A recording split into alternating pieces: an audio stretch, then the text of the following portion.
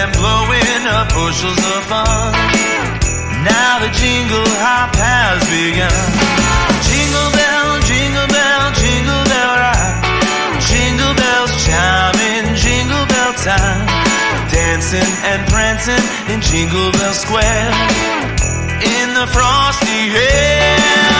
What a right time, it's the right time to rock the night away. Jingle bell time, it's a swell time to go riding in a one-horse sleigh. Giddy up, jingle horse, pick up your feet. Jingle around the clock. Mix and a mingle in the jingling beat. That's the jingle bell. That's the jingle bell. That's the jingle bell rock.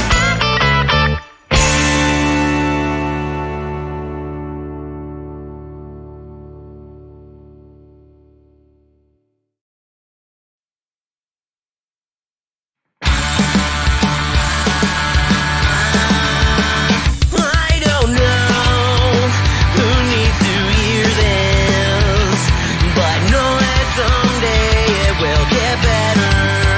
I know life sucks sometimes, I don't always like mine, but I know that someday it will get better. I will not forget that night at Subterranean. It was summertime and it was raining. I was headed down the block to pay the meter for my car. That's when I saw the sad girl in the rain. I don't know who needs to hear this, but know that someday it will get better. I know life sucks sometimes, I don't always like mine, but I know that someday it will get better. She was crying, real tears were streaming down her face. I could tell that she was in so much pain. So I reached out for a hug and she came in and snuggled up. I told her everything will be better someday. I don't know who needs to hear this, but know that someday it will get better. I know life sucks sometimes, I don't always like mine, but I know that someday it will get better.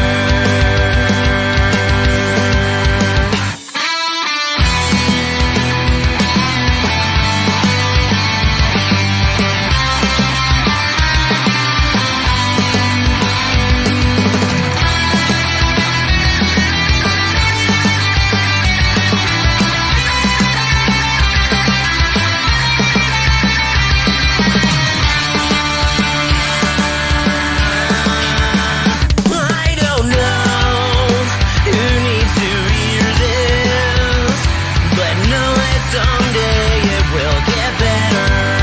I might not know much about you or what you're going through, but I know that someday it will get better.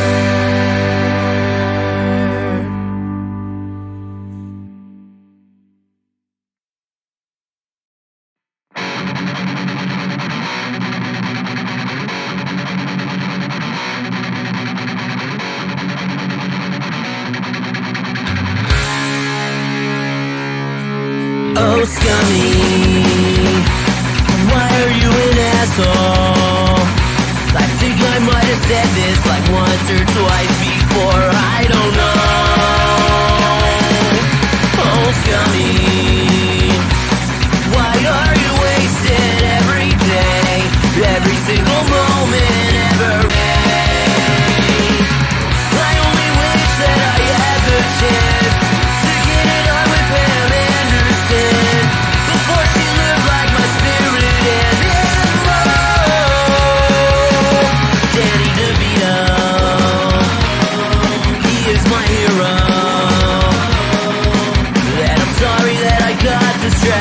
from what the song's about. Oh, scummy, why are you such a piece of shit? Okay, maybe you're not a piece of shit, and I'm just jealous.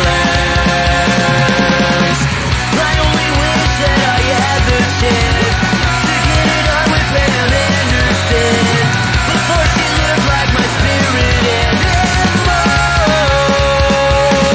Danny DeVito.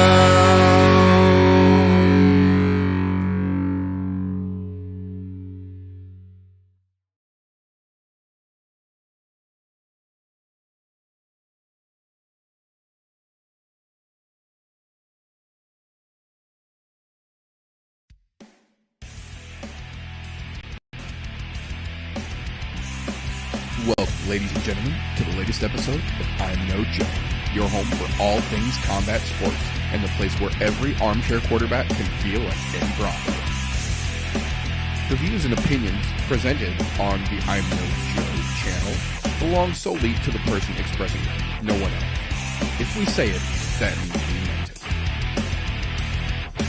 That being said, this show does contain adult themes, adult content, and general shit that you shouldn't be letting your kids intake. Be advised, viewer discretion is recommended. Proceed at your own risk. You've been warned.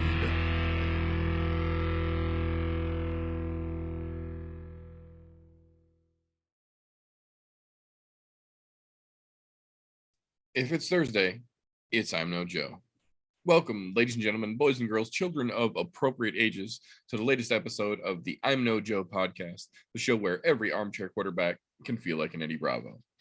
Today, like most days, I have got GolfTee's here with me, and we are wondering about the kid. He might be here, he might not. We don't quite know yet. Either way, we've got a bunch of news and a bunch of crazy fights that we're going to talk about tonight and get down into it for this the final UFC pay-per-view card of the year, UFC 269.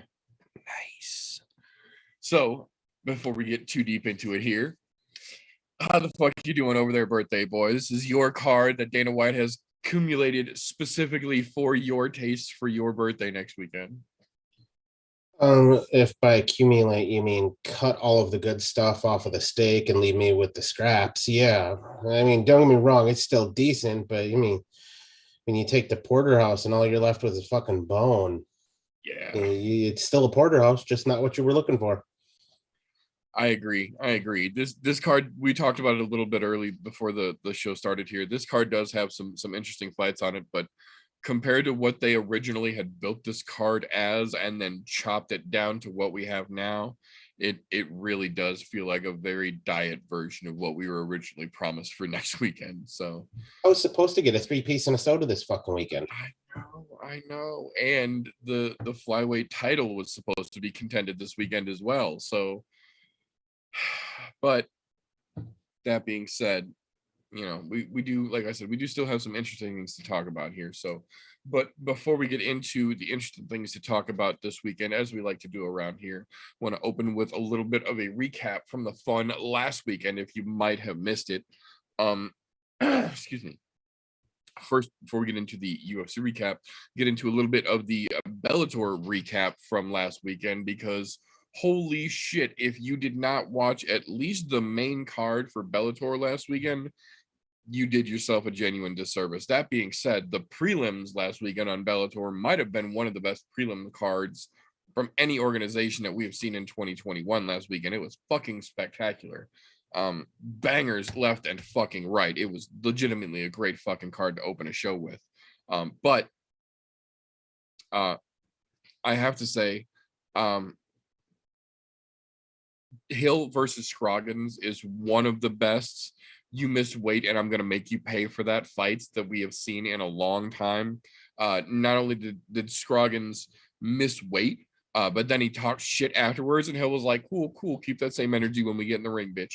And he did not. And Hill was like, cool, now I'm going to fuck you up. And he did. Um, props to Hill for that one.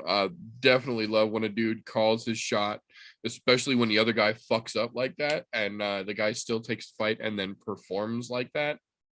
Good to go, Hill. I will say, easy work for fucking Kennedy last weekend.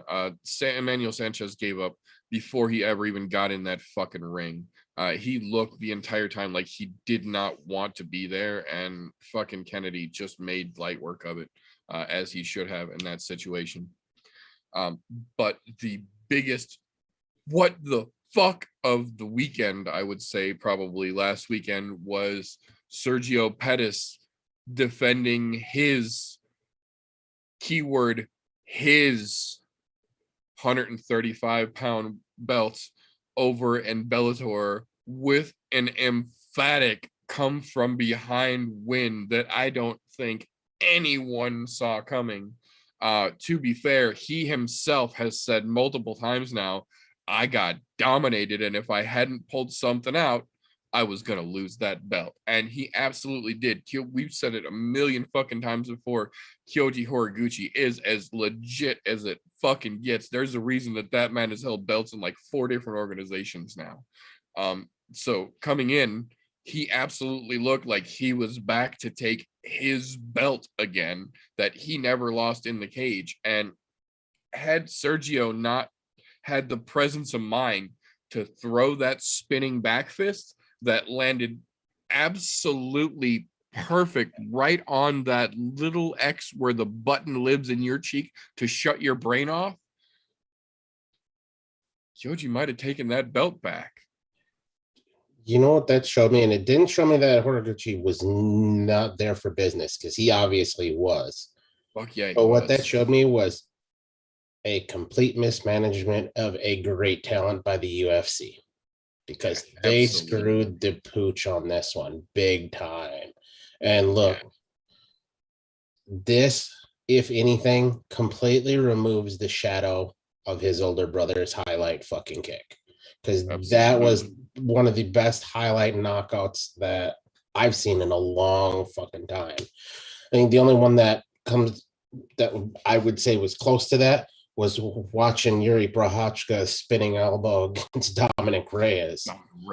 Yeah. But the way he set that up, though, because that looked set up, like it was absolutely beautiful. As he was coming out of one thing, he had this nice step off to the side and spun just as Horiguchi was walking into it. And it was absolutely wild to know that he was losing that fight and he had to pull something out of his ass to win.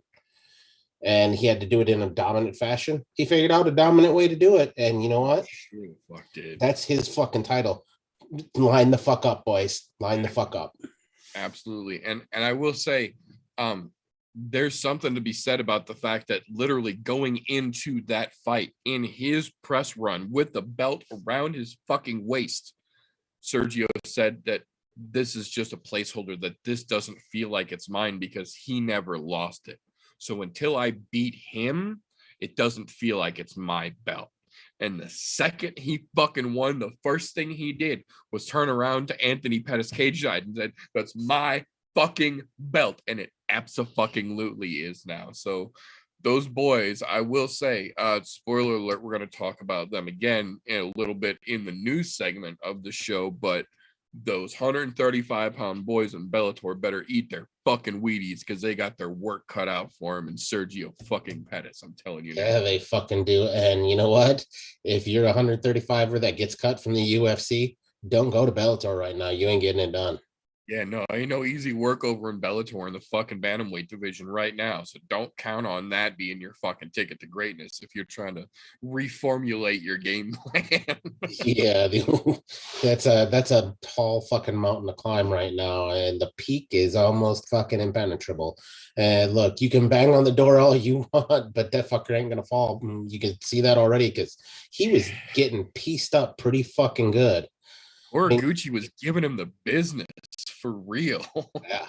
And once he set the blaze to it, though, and said, you know what? All right, enough toying around.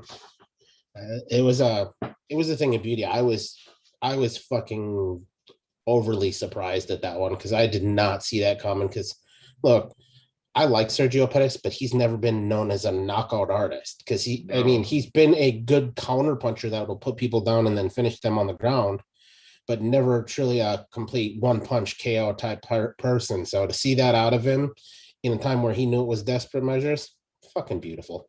Not to mention, good. Not to mention, it tells you he was there for fucking business. He was there to win. He didn't give up even when he knew he was behind. And that's what you want to see out of a champion. Battle tested and still keeps going. Yeah, absolutely. No, he got his Rocky moment last weekend. He faced what undeniably was the most legitimate contention he has seen in his entire career and was in arguably the worst position he has ever been since becoming a professional fighter.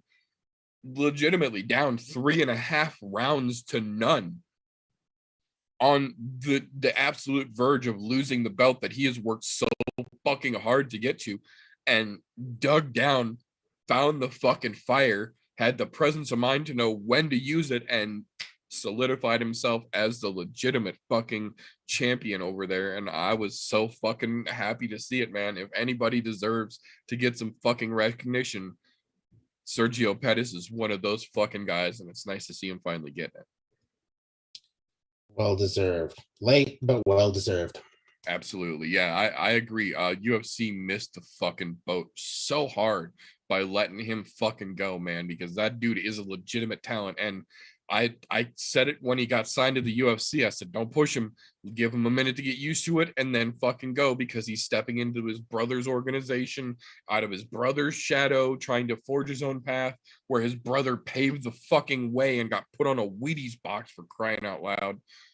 That's big shoes to fill. And Dana, go fucking figure, didn't want to give him the chance. He needed, 2 fights to get his fucking feet underneath him after the fucking shakeup.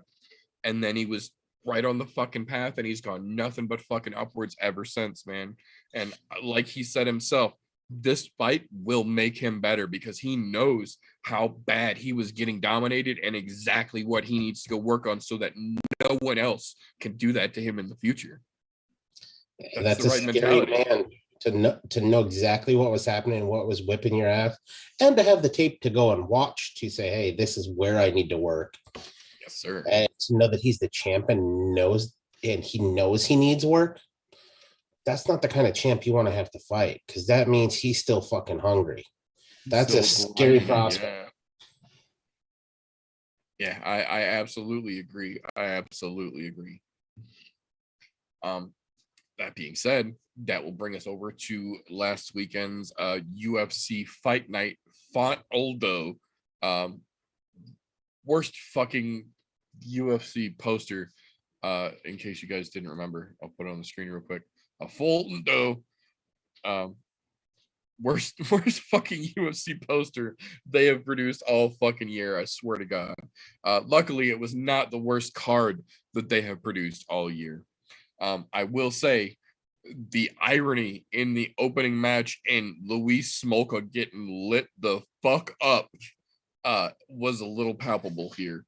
I don't want to be the bearer of bad news or the Captain Rain on your parade constantly, but this is one of those situations where we saw a guy come in with a lot of prospect, a lot of potential, and then just trip over his dick and never be able to get his fucking footing.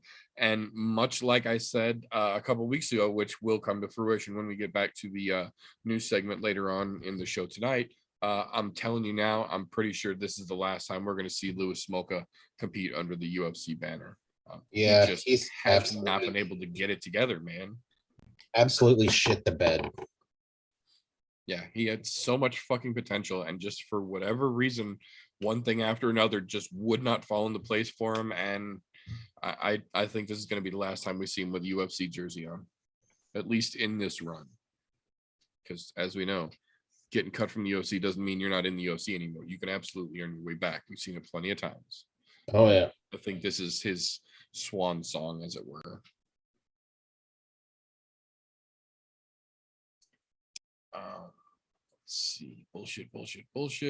Blah, blah, bullshit. More bullshit. There we go. the polygamist himself, Zhalgas Zhumagulov. Read more about that story on our Discord. I'm not talking about that now, but the story is on the Discord. If you're not following, links running down below here.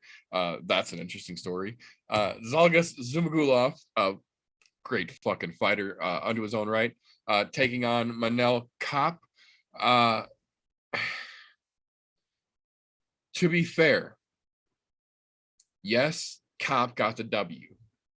But this was very much one of those situations where he was eating shot after shot after shot, looking to land the one big one. And he did land his one big one.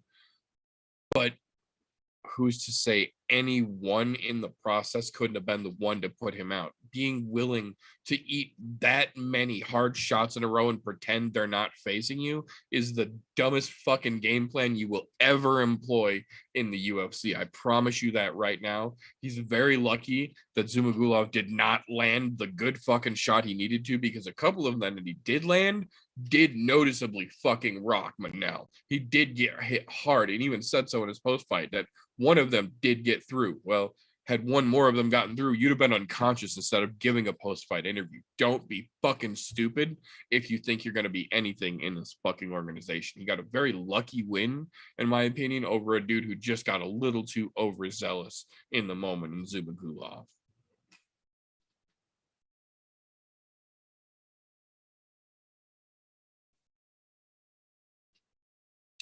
Go. Poor Maki Pitolo.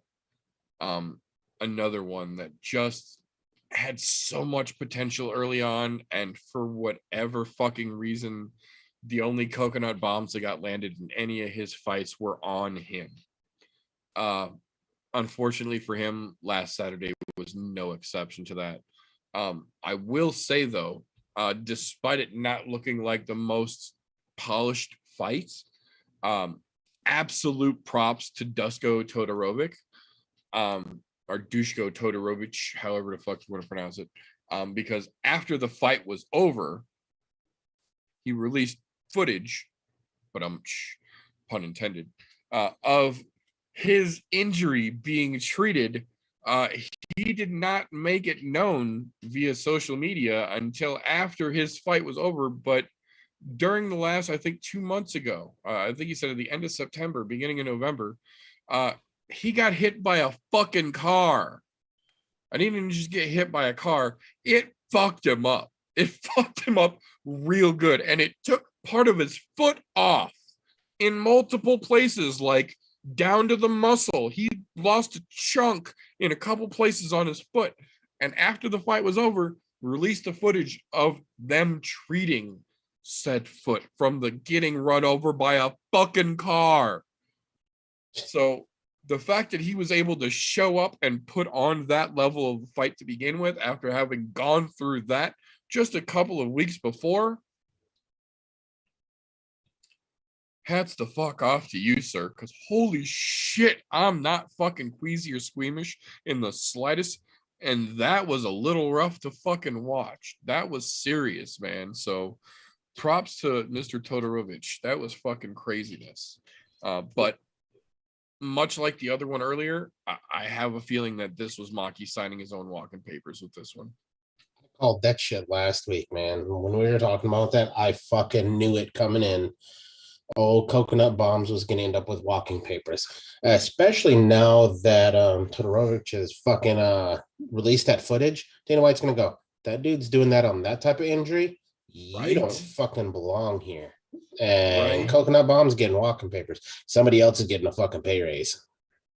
Yeah, I think so. I absolutely think so. And again, I'm not trying to be Mr. Rain on your fucking parade, but Ray Charles could see the writing on the wall with this one. That's it. Oh, yeah.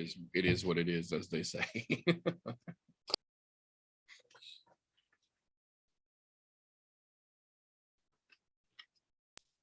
But that will bring us to the main card from last weekend. I said it before and I'll say it again. Alex Morono might not be the most exciting fighter in the cage, but much like one James Krause, that's because he spends 80% of his life as a coach to a number of other UFC level fighters that he devotes all of his fucking time and energy to. So his fights aren't per se the most exciting, which they generally aren't the most exciting bangers, but they're always decent. You have to kind of take that with a grain of salt. It's because he literally is giving the majority of his lifetime and energy to a dozen other pro level fighters and not worrying about himself, training with them as his training instead of his own camp, which he has said he does almost every time he takes a fight, much like James Krause. So the fact that he was able to go in there, almost finished Mickey Gall twice in that fight, but just absolutely fucking outwork Mickey from the opening bell to the closing bell, I think is a pretty fucking significant sign that even if he does spend more of his time as a coach than a fighter, he's still very competent on his own when he gets into the octagon. And much like TJ keeps trying to say, Mickey Gall has no place in the UFC. He had no place in the UFC to begin with. He just emphasizes that every time he comes out there. And unlike TJ, I have nothing against Mickey Gall. I think the dude has potential to be a pretty decent fucking guy, especially if you follow his social media and see some of the charity work that he does. That being said, that doesn't help you in the fucking octagon. And clearly we have seen multiple times in a row now, like several other people we have already talked about just on this episode, the writing is on the fucking wall here. Sign the fucking papers. Send Mickey on to Bellator. Give Alex a fucking bonus for being a coach and a goddamn fighter and still being able to take out the fucking trash for Dana White. Look, put this out here. Not that I dislike Mickey Gall. I just think he's a fucking horrible fighter. He has no business in the UFC, and I don't think he has the potential to be in the UFC as a fucking gatekeeper for the fucking Contender Series fighters. He's fucking garbage. The only fights he wins are ones that he cherry picks because he knows that person has no experience at all. Look, that's no different than me going into a fucking Walmart supercenter and finding a fucking disabled lady on a fucking scooter and punching her in the face saying, I want to fight. That's what Mickey Gall does. Look, what you do for charity work outside of the UFC, keep that shit up. Go open charity, run charities. If that's what you're good at and that's what your life's calling is, do that. Fighting is not your life's calling because you're fucking horrible. Sorry, man. I agree. And the shitty thing is that aside from being a obviously not that great, or well, I can't even say not that great, not a UFC caliber fighter, we'll put it that way. He's a Gracie Jiu-Jitsu practitioner. So he's got training. He's got some knowledge in that fucking head of his somewhere. He just can't seem to put it together and use it when it fucking counts. So no, I agree. I think Mickey, much like several other people we have talked about this afternoon, has signed his own walking papers and is most likely getting fucking cut as well. That being said, holy shit, Chris Curtis is trying real fucking hard to take Fighter of the fucking Year award with his 6th victory in 2021 over Brendan Allen. Not that Brendan Allen is a world breaker, to be fair, but generally when Brendan Allen shows up, he shows up, and it's a pretty damn good fight. Saturday night was not one of those nights. Brendan Allen was there, but he didn't show up to be a world breaker. And Chris Curtis was like, well, that was a mistake. You should have brought your A game. And then he sent him to the fucking shadow realm. Very Ngannou-esque in the ass whipping that he issued to Brendan Allen in very staunch order. Unlike some of the other people we have talked about this evening, I do not believe that this is one of those situations where Brendan Allen needs to get cut. I think this is one of those situations where Brendan Allen finally realized that you can't autopilot this shit. You can't coast and you can't fuck around anymore. Like, if you're going to play with the big boys and do something real in the UFC, you're going to have to get serious about it here, because you can't half-ass it. You can't be hot and cold, because even the guys that are on the come up now are going to beat the fuck out of you if you don't get serious real quick. Curtis, on the other hand. Yeah, that was just another reason, if you don't know who Chris Curtis is, to go watch all of his fights this year. Look, you can see, even taking a lot of fights on short notice this year, you can see the evolution in him already in just 6 fights I say just 6 fights in a year. Nobody fights 6 times in a fucking year, basically. Yeah. But in just the 6 fights this year, I'll say, there's been an exponential amount of growth. Not to mention, he comes to fuck shit up. He is not here to fuck around. He's here to catch his paycheck and get the fuck out of there. He ain't trying to work for 15 minutes. No, I want to be in and out. Give me my fucking money. The less time I work, that means I'm getting paid more hourly. That's what that dude is doing, and I fucking appreciate the shit out of it. To be quite honest, I really think they need to give him a little bit bigger step up in competition, though, because he's obviously above this middle area in the middleweight division, where I think he needs to start fighting guys with numbers behind him. Honestly, I'm a little surprised we didn't hear in the last couple days about him getting added to this card for this weekend, because in his win last week, what he said was, there's still one more pay-per-view this year, right? I'm open. I didn't take any damage. You guys get me on it. He wanted to make it 7 in a fucking calendar year, and he legitimately probably could have, had they found someone that needed a fucking middleweight fight on this card. You know, I like where his head was at, but I'm glad they didn't put him onto this card, because you know what, dude? 6 fights in a year, you made a lot of fucking money this year. But at the same time, enjoy your Christmas time. Go spend some time with your family. And as soon as Christmas is over, get right back to the fucking grind. And come in here and whip some more people's ass, because I'm fucking loving every minute of it. Dude, if 2021 was any indication of what Chris Curtis has possible in his future, 2022 could be a very good year for him. So I agree completely. Take these next couple weeks, enjoy the fucking holidays with your family, have some good food, and then when the year starts over, get your ass back on the fucking grind and stay fucking ready, because you know damn well Dana loves a guy he can call last minute, and Chris Curtis has shown literally multiple times now you can call him last minute and he will show up. I'm wondering if Chris Curtis is going to turn into our new Cowboy Cerrone. It sure the fuck looks like it, man. It sure the fuck looks like it. And you know what? He's qualified for the fucking job. And I say new loosely, because God knows right now you could call fucking old, what's his nuts right now, and he'd fight not a drop of a hat, but he just wants to smash everybody. So, you know. Right. The new gangster. Yeah, the new gangster. But, well, actually, no, he's just the new gangster. Yeah, we can call Chris Curtis the new Cowboy Cerrone at this point. 6 fights in a calendar year.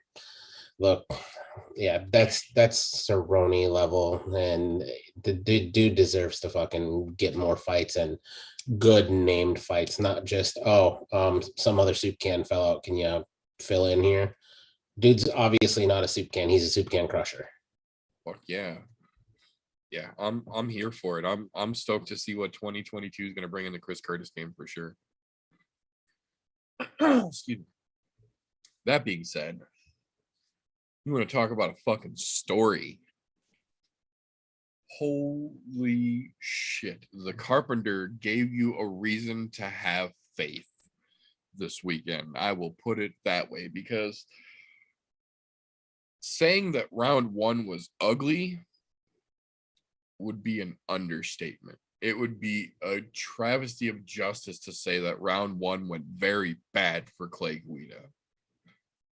Round 2, on the other hand, he managed to pull a full fucking 180 and not only wear out, but then wear out and submit a black belt jiu-jitsu practitioner after I'm pretty sure the entire world thought that he was about to get his fucking ticket punched.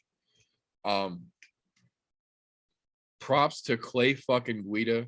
Props to no nonsense Keith Peterson for giving him every single opportunity he possibly could have to stay in that fight. Because I'm telling you right now, there's 5 other referees off the top of my head that would have jumped in and stopped that fucking fight, and we never would have saw round 2. Yep. That being said, that's one of the reasons why we always say reps that are too gun shy are always worse than reps that are not gun shy at all. It's one thing to let a guy take a punch or two if it doesn't look like he's done yet and he's still got the possibility of being in the fight. This was borderline Keith Peterson just walking in a circle watching Leonardo Santos beat the shit out of Clay Guida.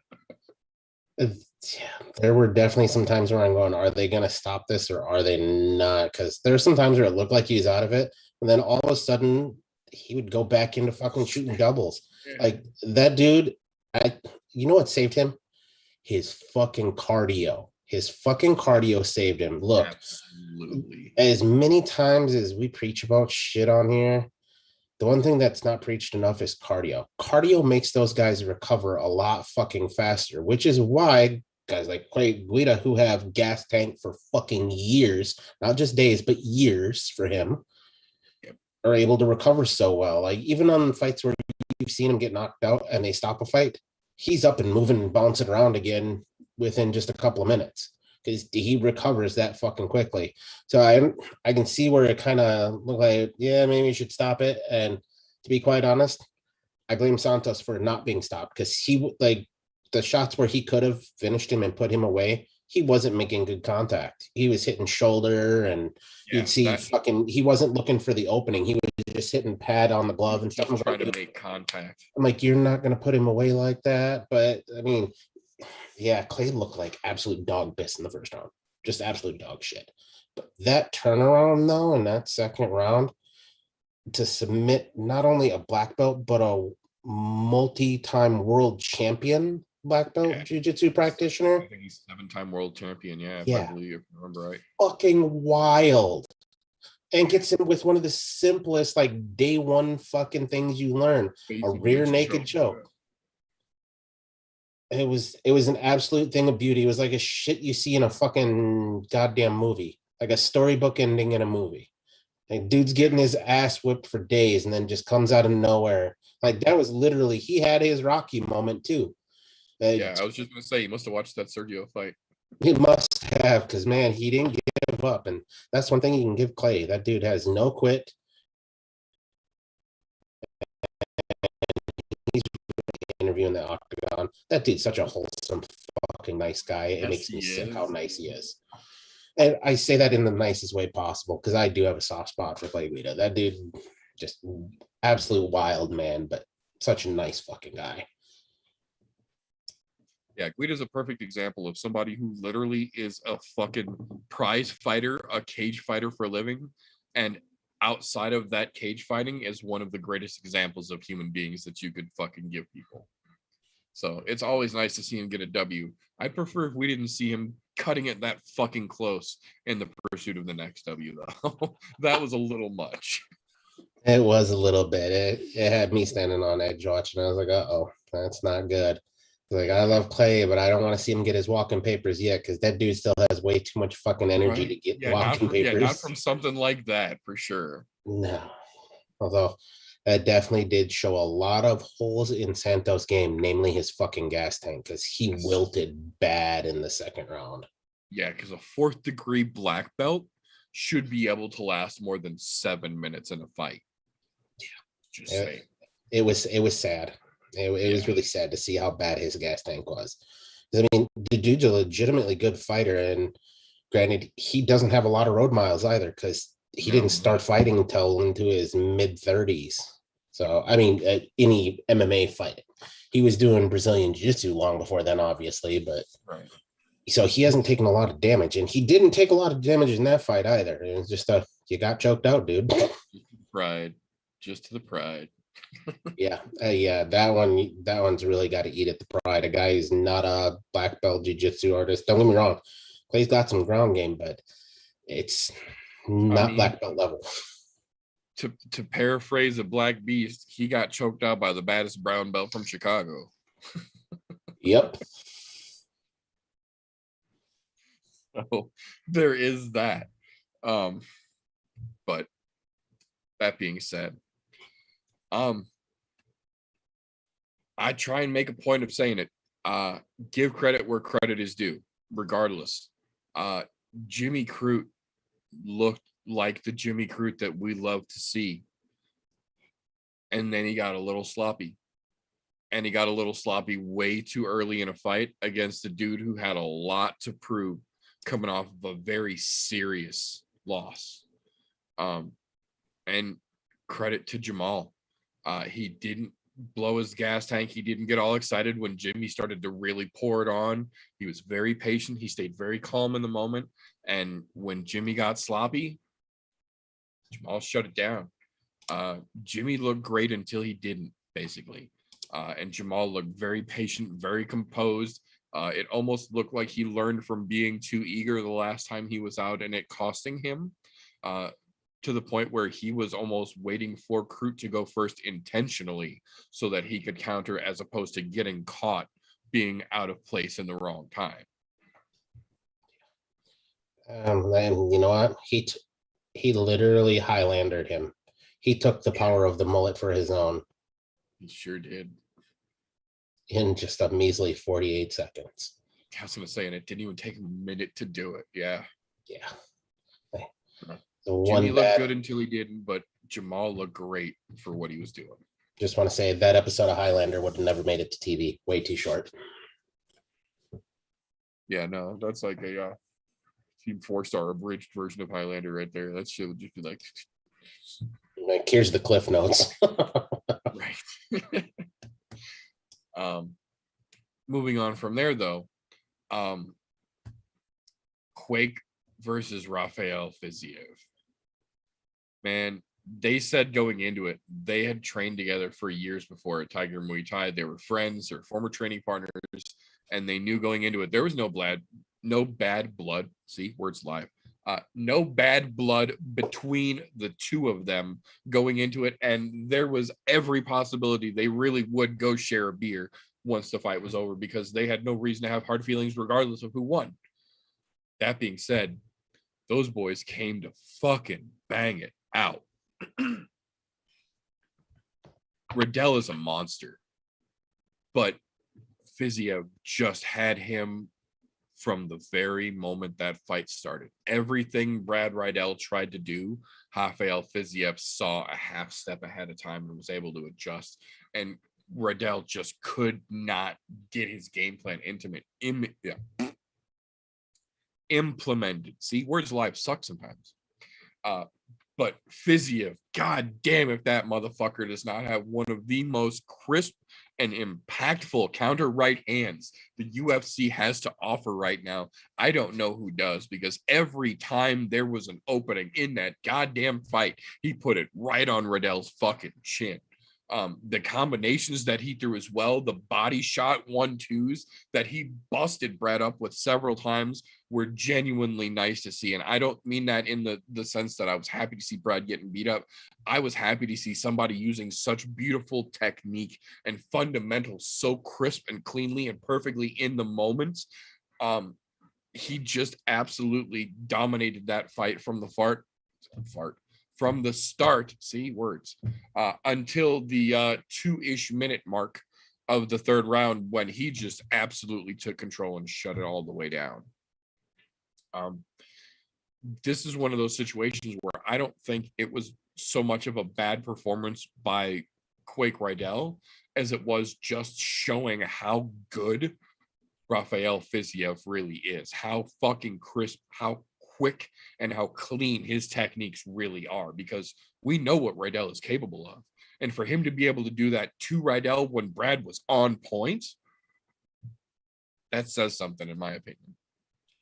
Fiziev is on a different level. He's literally on a different level. Because Riddell looked good. He did. And they were trading. Don't get me wrong. But it was not one-sided by any stretch of the imagination. I don't want to give that impression. Yeah, for sure. But fucking Riddell just, because of the way Fiziev looked, Riddell just looked like a half step off. Like, not a whole step off, but like a half step off. Just because. Just enough. Fiziev was fucking, that dude's on point. that whole division, if they're not on notice of him or weren't from his last performance, Yeah. dude, that division is in a whole world of hurt with him coming through it. To be quite honest, I hope 2 more fights he gets a title shot. I agree. If they didn't see him turn Bobby Green into a fucking boxing movie highlight reel with the fucking halo of sweat that he knocked off his head like 4 goddamn times, then what he just did to Brad Riddell better make these motherfuckers pay attention. I agree. This dude has absolutely earned his way to rocket straight up the goddamn list. I think with 2 more big wins, I agree completely. He's in title conversation 100%. Like, they better start paying attention if they aren't yet. To be quite honest, you know what I think would be a great fight for him that'll get him really boosted? Because I know he's going to win it. Put him in there with fucking Tony Ferguson. Because that big name is ranked above him currently. And a good solid win over Tony, that's immediate title contention. Because, look, don't get me wrong, Tony's not very active right now, but it's the name and where he's at in the rankings. Because he's in the top 10. Yeah. And that fucking name goes a long way on your fucking accreditation list. Not to mention, nobody's really tested him on the ground yet. And if anybody has the potential to, it's Tony fucking Ferguson. Plus, Tony's known for striking from everywhere with everything. So I agree. I think that would be a great all-around test for Fiziev to see where exactly he stands in this top 10 ranking system. I'm not gonna lie, I did like his call outs like that he made, that even after the fight night was over, talking about fuck it, put Connor in there, whoever, doesn't fucking matter. Look, Connor's barely ranked above him now. So I mean, that's a good call out. Granted, is the UFC gonna give that to him? Fuck no. Because they know the money draw with Connor is way too good for that. Yeah, Connor's still way too valuable for him to throw him like that. But it's definitely going to get him some attention for sure. And I think he deserves it. Oh, yeah. If people aren't watching him, they fucking should be, because that's a scary individual. Fuck yeah.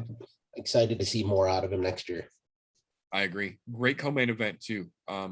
They've had some pretty fucking lackluster finishes to their fucking cards lately on the UFC side of things, and their fight nights particularly. Not that we necessarily expect pay-per-view caliber fucking main events and co-main events from the fight nights, but they've thrown us a couple of real fucking hardcore dogs over the last couple of months. So it was genuinely nice to see a great fucking co-main and main event come out for a fucking show that we got last weekend. Bringing us right into that main Rob Font versus Jose Aldo. Man, the vast majority of that fight was spent with both of these guys fighting from behind one eye.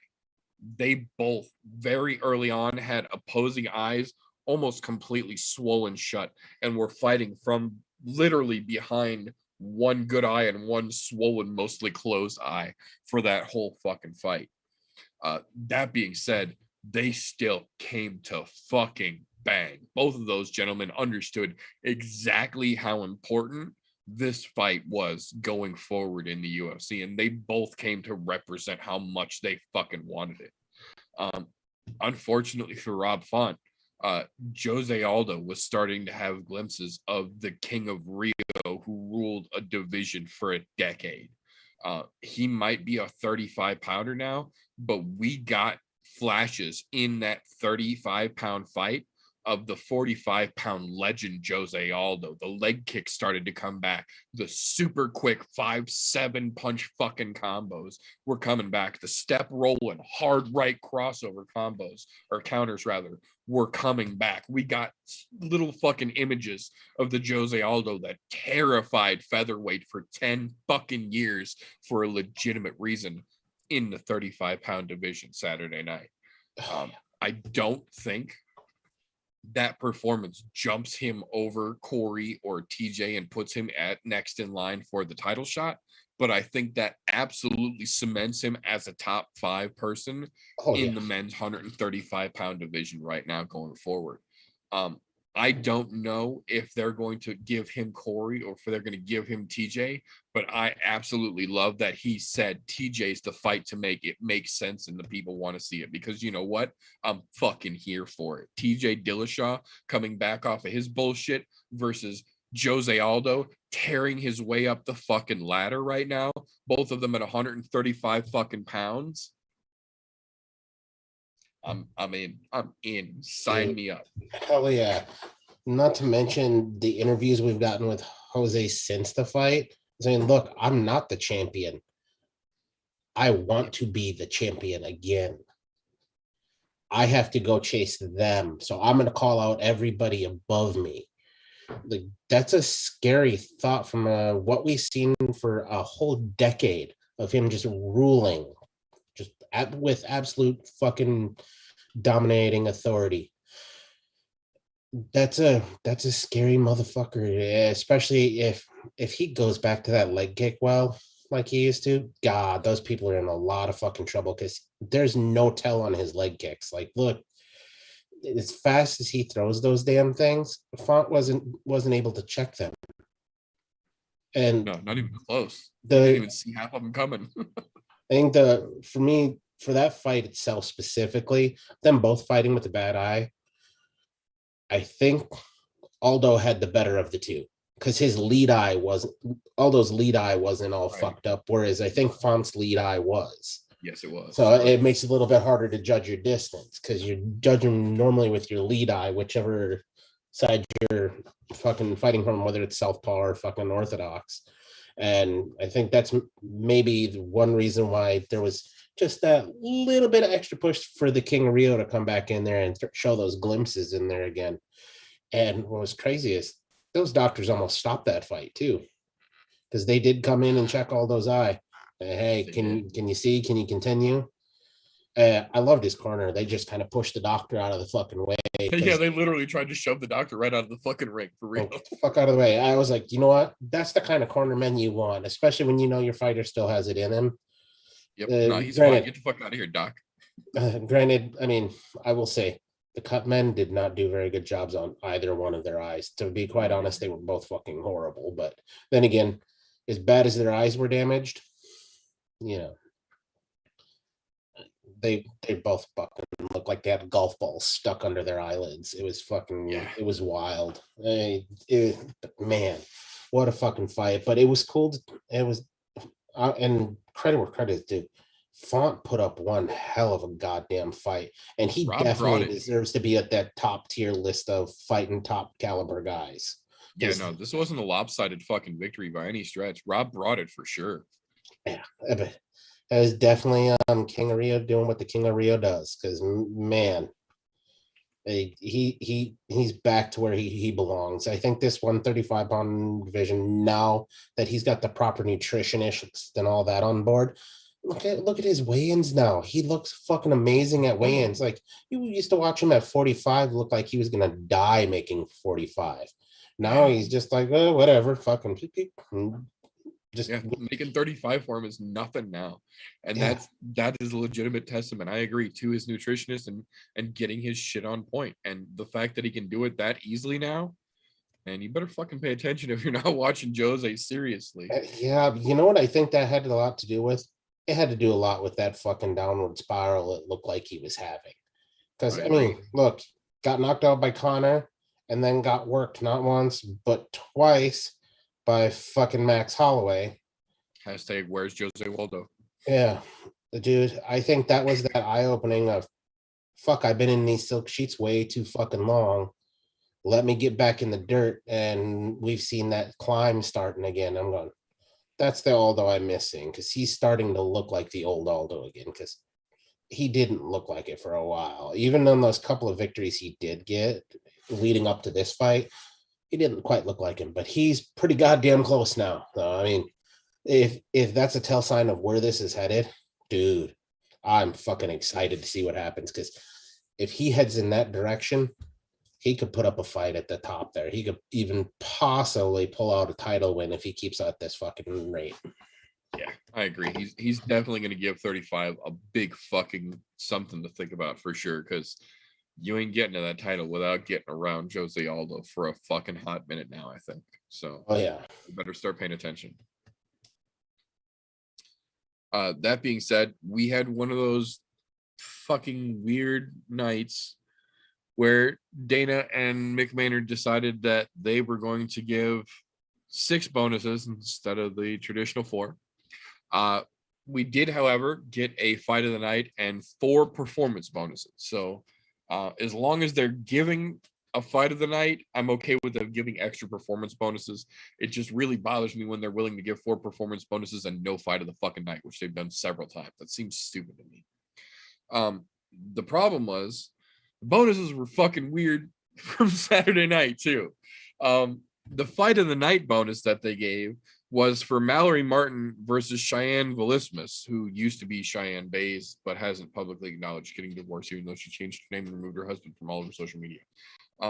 But that fight was far from the fucking best fight on the card from Saturday night. How that got fight of the night, I legitimately do not understand. The performance of the night bonuses, though, went to Clay Guida, absolutely earned it. Jamal Hill, absolutely fucking earned it. Rafael Fiziev, who landed a fucking spinning wheel kick on Brad Riddell that will be heard until next Thursday. And then Chris Curtis. I'm absolutely okay with all 4 of those performance bonuses. The fight of the night absolutely could have went to a better fight, but if they're going to add extra bonuses, I'm cool with them doing it this way. To be quite honest, that fight of the night was the main event. It was not that undercard fight. Sure the fuck was, man. Because to be quite honest, they out of all of the fights that were on there, don't get me wrong, there were some good fights, but they put on the best actual fight. It was 5 rounds of fucking absolute just fucking chaos, and war is great. So I mean, to be quite honest, I think they fucked up, but screw the pooch on that one. But you know, when don't they with these bonuses lately? Yeah, very true.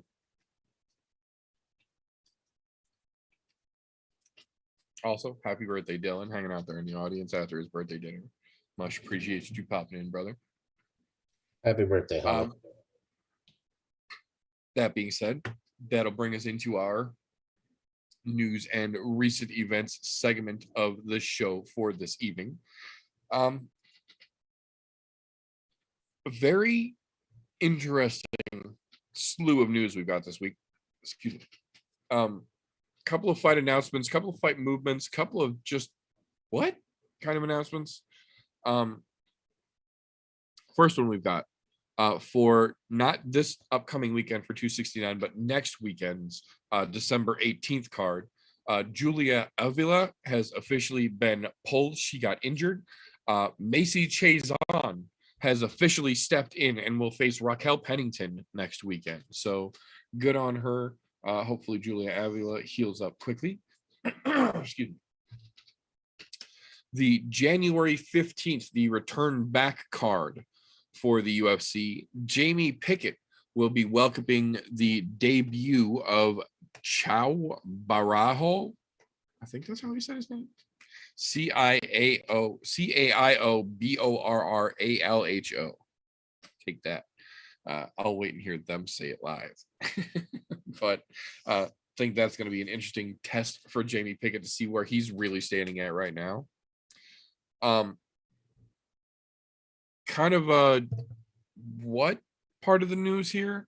We got the confirmation that the first United States-based holding of Eagle FC, the Khabib Nurmagomedov run fight promotion, will take place on January 28th to be headlined by Tyron Sprong versus Bigfoot Silva, which is a fight that no one should be excited for. And they have announced that the unretirement of Rashad Evans will take place on this card at 205 to a contestant who is yet to be debuted. They literally have no idea who he's going to fight. So there's that.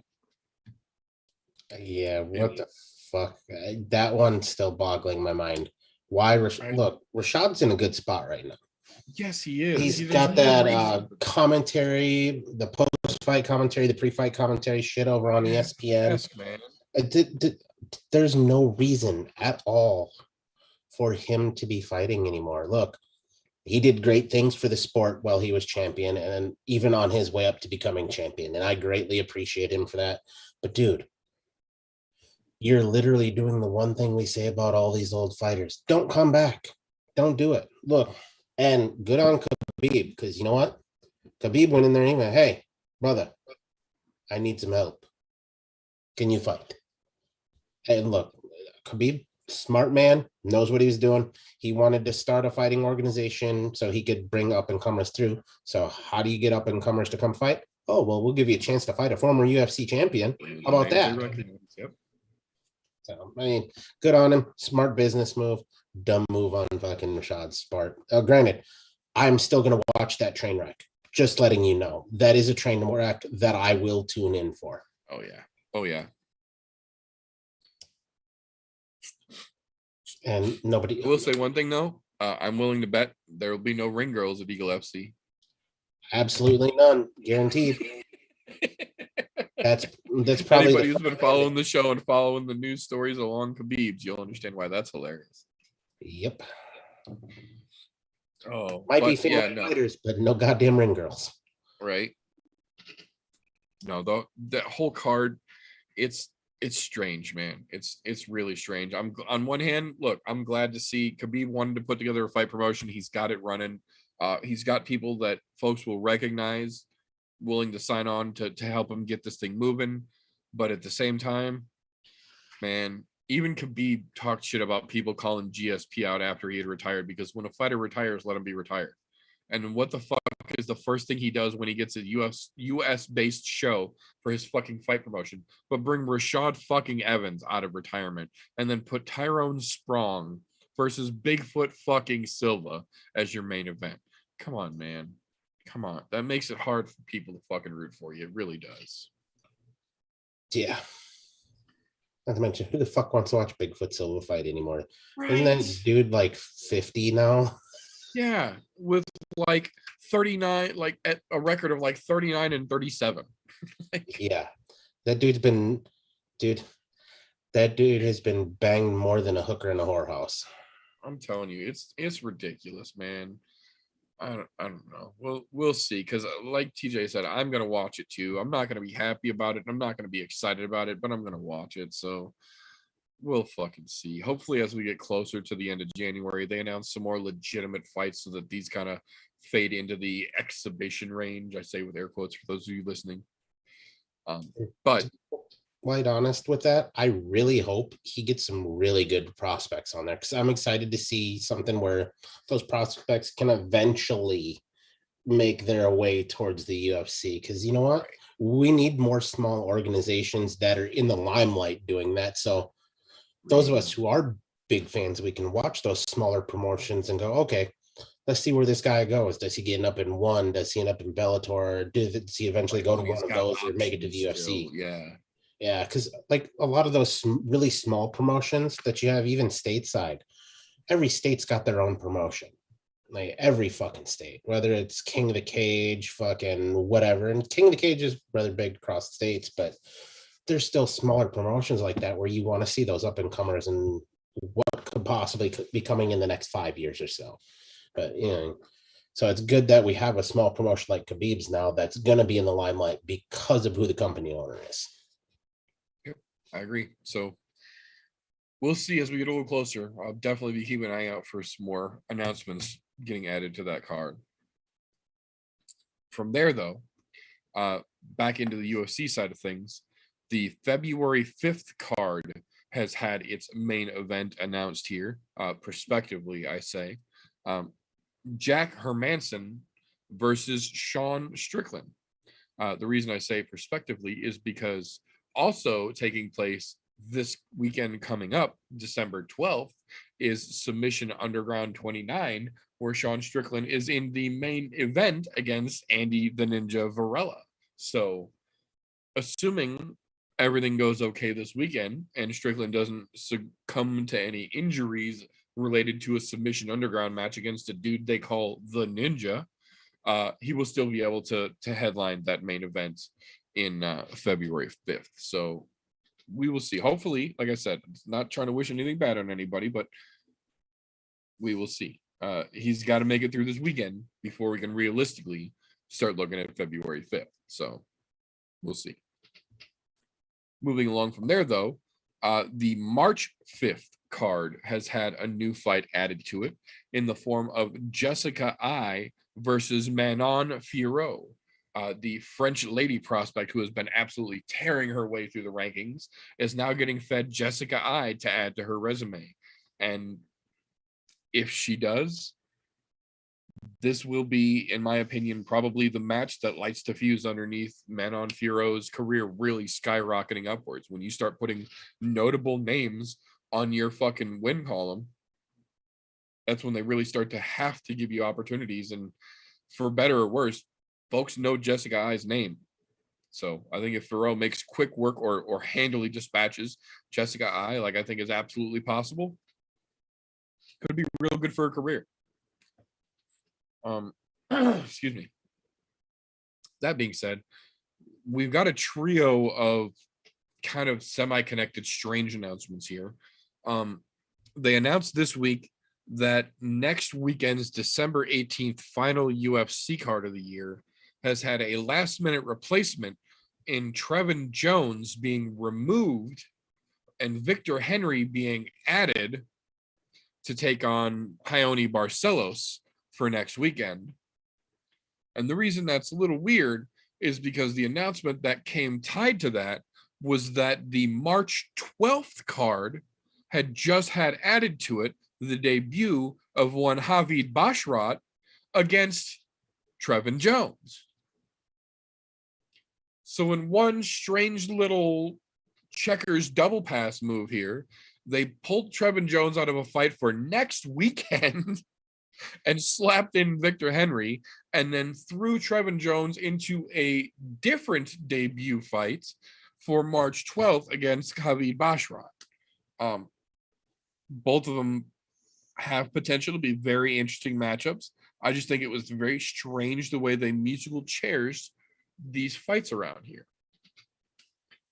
The third announcement that got slapped on the back of that was the other fight that they just added yesterday to that March 12th card, and that is Guido Canetti coming fresh off of his loss against Chris Moutinho, coming fresh off of his loss. A matchup that I think actually makes pretty good sense. Had Guido Canetti issued a little bit better hands in his last fight, he might not have ended up on the losing side of that match. Had Chris Moutinho had more than 6 days notice for his fight, I think we absolutely could have seen a little more out of Moutinho, even though what we did see out of Chris Moutinho was pretty fucking good against O'Malley. So I think this could be an absolute interesting matchup coming out for March 12th here as well. Very, very interesting matchup to look for here. Sometimes it is a matter of simply asking for what you want when it comes to the UFC. Mohamed Mukayev, who is a very highly touted prospect. Words are tough lives sometimes. Highly touted prospect from the Eastern European circuit of MMA, making his UFC debut, getting the exact fight that he specifically asked for just a couple weeks ago when he got it announced that he did get his UFC fight in Cody Durden, who some folks will recognize for being the absolute sack of shit who fought Arichi Lung, who we learned that's how you say his name now, and proceeded to luck his way into a decision victory and then take his moment in the octagon to make a blatantly racist and stupid as fuck statement. Caught immediately by Mokayev. He publicly stated immediately, please UFC, let me punish this ignorant fool for his racism. Dana loves the storyline. Lo and behold, guess who gets their fight on March 19th? You guessed it. Mohamed Mukayev gets to fight Cody Durden for the March 19th card. Sometimes ask and you shall receive. This is one of those moments. Honestly, I know absolutely nothing about Mohammed Mukayev myself, and I hope he beats the absolute dog shit out of Cody Durden, and I won't feel a slight bit bad for him if it does. Karma's a motherfucker like that sometimes. You say stupid things, sometimes stupid actions come from it. That being said, on to more interesting and happy fight news we've got here. The March 26th card the following week has a pair of oh damn fights that just got added to it last minute here. The first one, a fight that I am very interested in to see that they have talked about making several times now, and looks like they are actually going to make. The MMA gods have smiled down upon us in the form of Amanda Ribas taking on the karate hottie herself with her new Karen haircut, Michelle Waterson.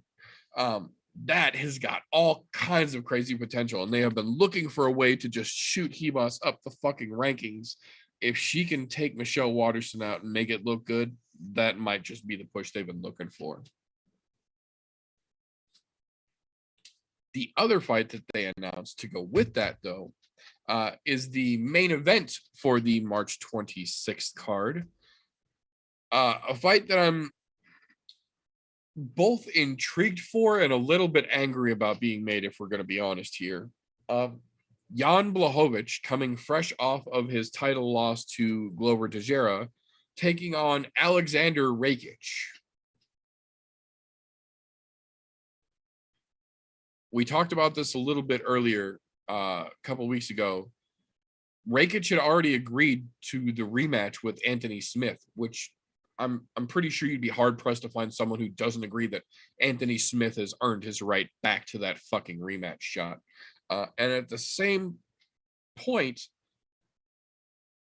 Rakic has not done anything to warrant himself getting what is essentially a win and you get a title shot kind of fight.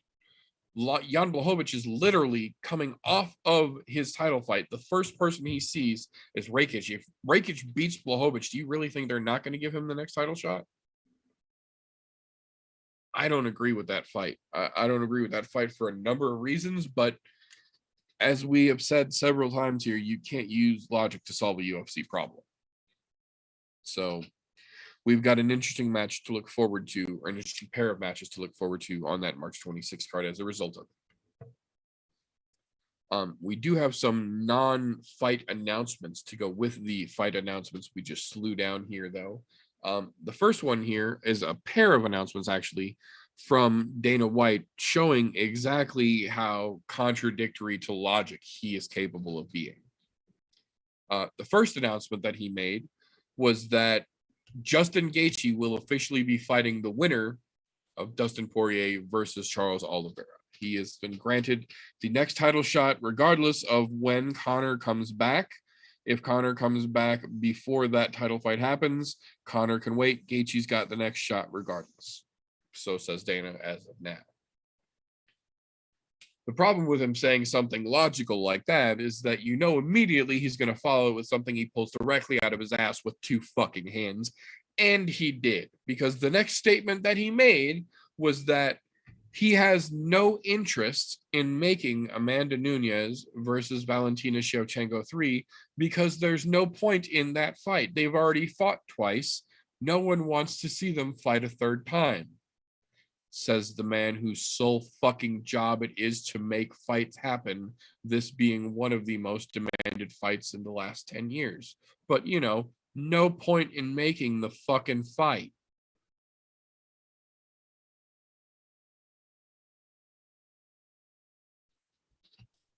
Dude, some weird shit going on there. That's all I'm saying. Right? At what point do you go, oh, that's a terrible fucking idea? No, that's a great idea. They're right now, they're the two best women in the fucking UFC.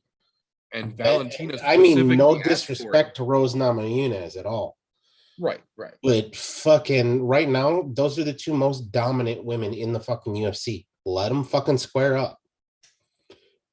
That's all I'm saying. To be quite honest, I think he's afraid of losing his cash cow in fucking Amanda Nunes. I agree. And especially coming off of literally a week ago, he was talking about whether Volkanovski likes it or not. He's going to have to fight Max Holloway a third time because it's undeniable that he's the next challenger at this point. And then turn the fuck around literally a week later and say that there's no point in making Valentina versus Amanda 3 because they've already fought twice. This thing on? Does this work? Like, what? Fucking Dana. Sometimes it's hard to be a UFC fan. It really is. That being said, though, we hinted at it a little bit earlier here. We Babe Ruthed it. We fucking called it to the bleachers. And again, I don't like to be Mr. Rain on the fucking parade, but the writing was on the fucking wall here. The UFC has officially released Imba Kasangane from his contract after going 2-2 in the UFC. Good opening fight. Then he got Joaquin Buckley. Then he took Sasha Palatnikov to task and then changed weight classes and got his ass handed to him by Carlton Harris. And the UFC said, no, thank you. We are good.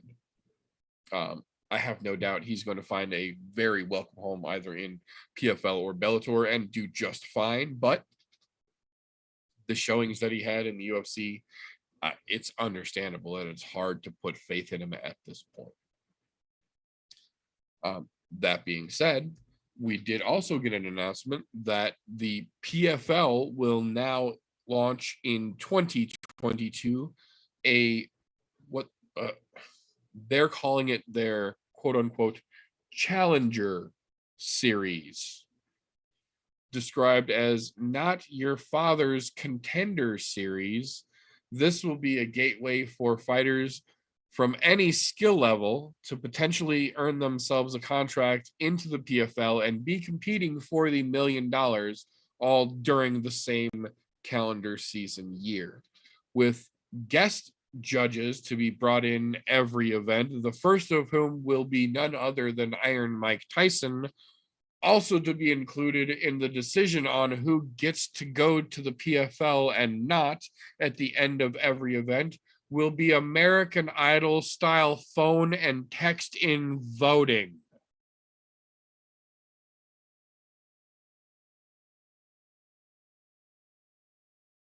You know what they're doing there? Look, I don't like that idea, but I like the idea for this reason. Look, that's a terrible fucking way to get good fighters in, because good fighters are not going to be flashy. Good fighters are not going to be fucking wild, fucking just all out brawlers. Don't get me wrong. Everybody has a soft spot for those. But the problem with that is you can win that fight and still not get in because you weren't flashy enough. And those people who are not, the people that are going to call into that shit, they're not going to be your guys who sit and watch this day in and day out and love the sport the way we do. It's going to be the guys who went, that dude was fucking wild.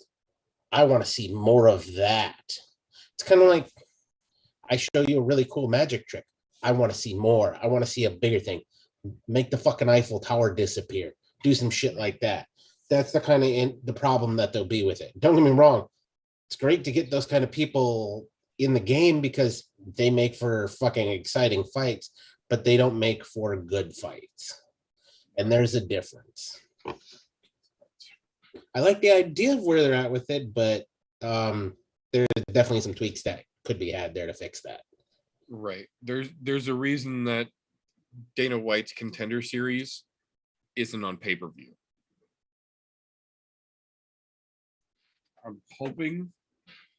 I'm genuinely hoping they don't go full American Idol with this. But I agree that the fact that they're going to make it where they're going to bring in relatable combat sports guest judges like Mike Tyson, the fact there's an opportunity for you to rally your fucking hometown support crowd to get on their fucking phones and computers and show the world that you deserve some attention. that will absolutely hook a lot of the casuals who don't understand how fights work in, and hopefully get them to start tuning in and watching a little bit more when you've got one or two people that you like because they're flashy and they're exciting to watch. You start watching their fights, and then you learn more about who they're fighting, and you learn a little more about the organization. And next thing you know, you're actually learning about fighting in general, and you become a fan like we do. I hope that's how that works. I have a feeling, though, this is going to get real American Idol real fast, and it's going to be super fucking cringy. But hey, we'll see. We'll see. Speaking of most likely going to get super fucking cringy, super fucking fast, the WFL, the World Fighters League, has officially announced that they will be debuting their organization of team-based individual MMA combat with 3 events in 2 days, starting February 5th of 2023. Still no announcement of where, who the sponsors will be, what the rule set are, who the teams are made up of, or where the fuck this idea got the $2 billion donation that it got to help get it up and running off the ground. But they are trying to use something similar to the PFL style season and bracket that most traditional sports use, and also incorporate a team aspect while still making it an individual MMA competition. So it's lofty goals, man. It really is. It's lofty goals. On the other hand, though, much like the American Idol-esque idea that PFL is going with, if this works, this as well will bring in a ton of casuals, as well as giving a genuine opportunity to a lot of up-and-comers. So while on one hand, it is kind of a shitty idea, on the other hand, if it works, it might just be a decent idea. But until they both play out, we're just going to be talking shit from the sidelines, which is kind of what we do. So we'll just keep it up. That being said, though, the last piece of news that I do want to go over here was the last thing that was announced last Friday night by Scott Coker just before the main event kicked off. And I do think that that was a little bit of weird timing in doing that. And I kind of subconsciously wonder if that might have been a little bit in Sergio's head and might have fucked his game up just a little bit going into his match with Horiguchi for the belt. But starting in 2022, they said they're aiming for an April 1st night and to try and get it going and keep it rolling so it doesn't take all year. Bellator announced they will be having a $1 million Bantamweight Grand Prix tournament. 8 people in the tournament, including Horiguchi and Sergio, including Juan Archuleta, including Patchy Mix, including James Gallagher. It's, to their credit, they legitimately took 8 of their top 10 bantamweights and threw them in a Grand Prix. The problem with that was that there were a couple of other bantamweights, specifically from last Friday's show, who put on spectacular performances. So we'll see if it all comes to pass as it's been laid out, or if any of the definitely deserved alternates actually end up getting their chance in there. And ultimately, if the Grand Prix will result in Sergio Pettis still keeping that strap tied up around his waist.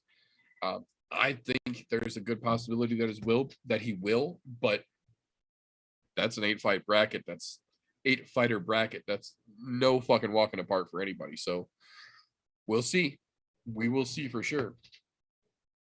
GolfTee's, you got anything over there that I might have missed? No, just honorable mention to how many times has a priest been to church? If you guys don't catch the reference there, I'm sorry, but I'm just leaving it at that. Right. Yeah, no, I will say that was, I had I been taking a drink when I saw that, I would have legitimately shot it out my fucking nose when I saw that answer. That was beautiful. The only other thing I will say besides that was, if you're not watching Embedded for UFC 269, this legitimately might be one of the better embedded series they have done all year long. On top of all the cool shit and the behind the scenes access that it grants you, the last thing that they got today from the weigh-ins was a behind the scenes shot that they have posted on their Instagram as well for the UFC of Reagan Nunez walking over to hug Dustin Poirier's daughter, both of whom are training with their parents. In today's episode of Embedded, you see Reagan actually on the mat with Amanda talking to her in Portuguese, doing shrimps and rolls. And when she tells her switch directions, go backwards, she switches direction and goes backwards. She's doing hip escapes out the front. She's doing roll out and shrimps to the back. At 2 years old, Reagan is on the mat and understanding Portuguese instructions to do warm-ups with her mom. And at, I believe she's 5 years old, Poirier's daughter is already doing pad work and training with her dad and talking about the future of fighting. So yeah, we're at that point now. dude, and absolutely fucking adorable little kids. Oh my God. Like aggravatingly adorable. Absolutely. And it was fucking cool to see that. Like watching the shrimp and hip escapes, that was like, God, that's so fucking cool. And that little kid just right on time, following mom's lead. Yeah.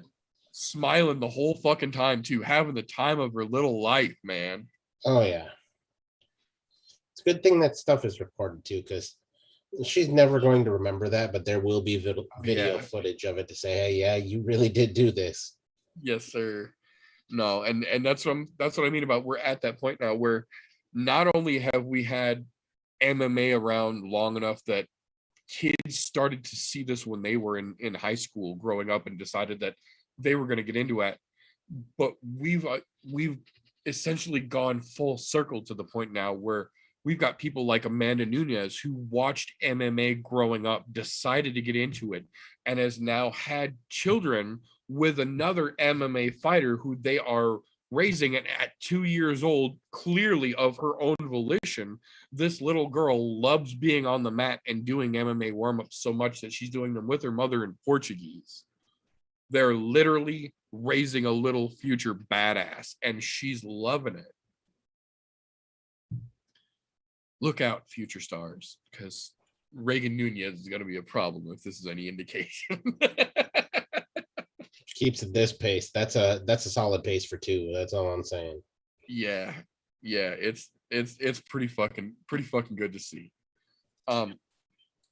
One little thing I did forget real quick. We did get the medical suspensions from last weekend's Jose versus Rob card. There was, because we were, Vegas bound, there was basically two different categories. There was, you didn't get hurt and you're suspended until January 4th, December 26th-ish, or you got hurt, you have to be cleared by a doctor, or you were suspended until June 3rd. So Jose Aldo and Rob fought, obviously. Jamal Hill, because he apparently cracked a bone in his elbow during that fight. Ouch. Jimmy Crute, obviously, got his face cracked. Brandon Allen, obviously, got his face cracked. Dustin Todorovic, they want a double check on that foot that he got fucking run over by a car before the fight. They want it double checked out by a doctor, or he's on the list too. Alonzo Metafield. Everyone else, including Luis Smoka, who got lit up like a Christmas tree and knocked the fuck out, cleared to fight as of January 4th-ish. Because Vegas. Because, knockout says not cleared by a doctor. Fucking stupid. Right. Yeah, no reason for it. No reason to worry Just about saying. that. Look, if you get knocked out, you have a concussion. That's how that works.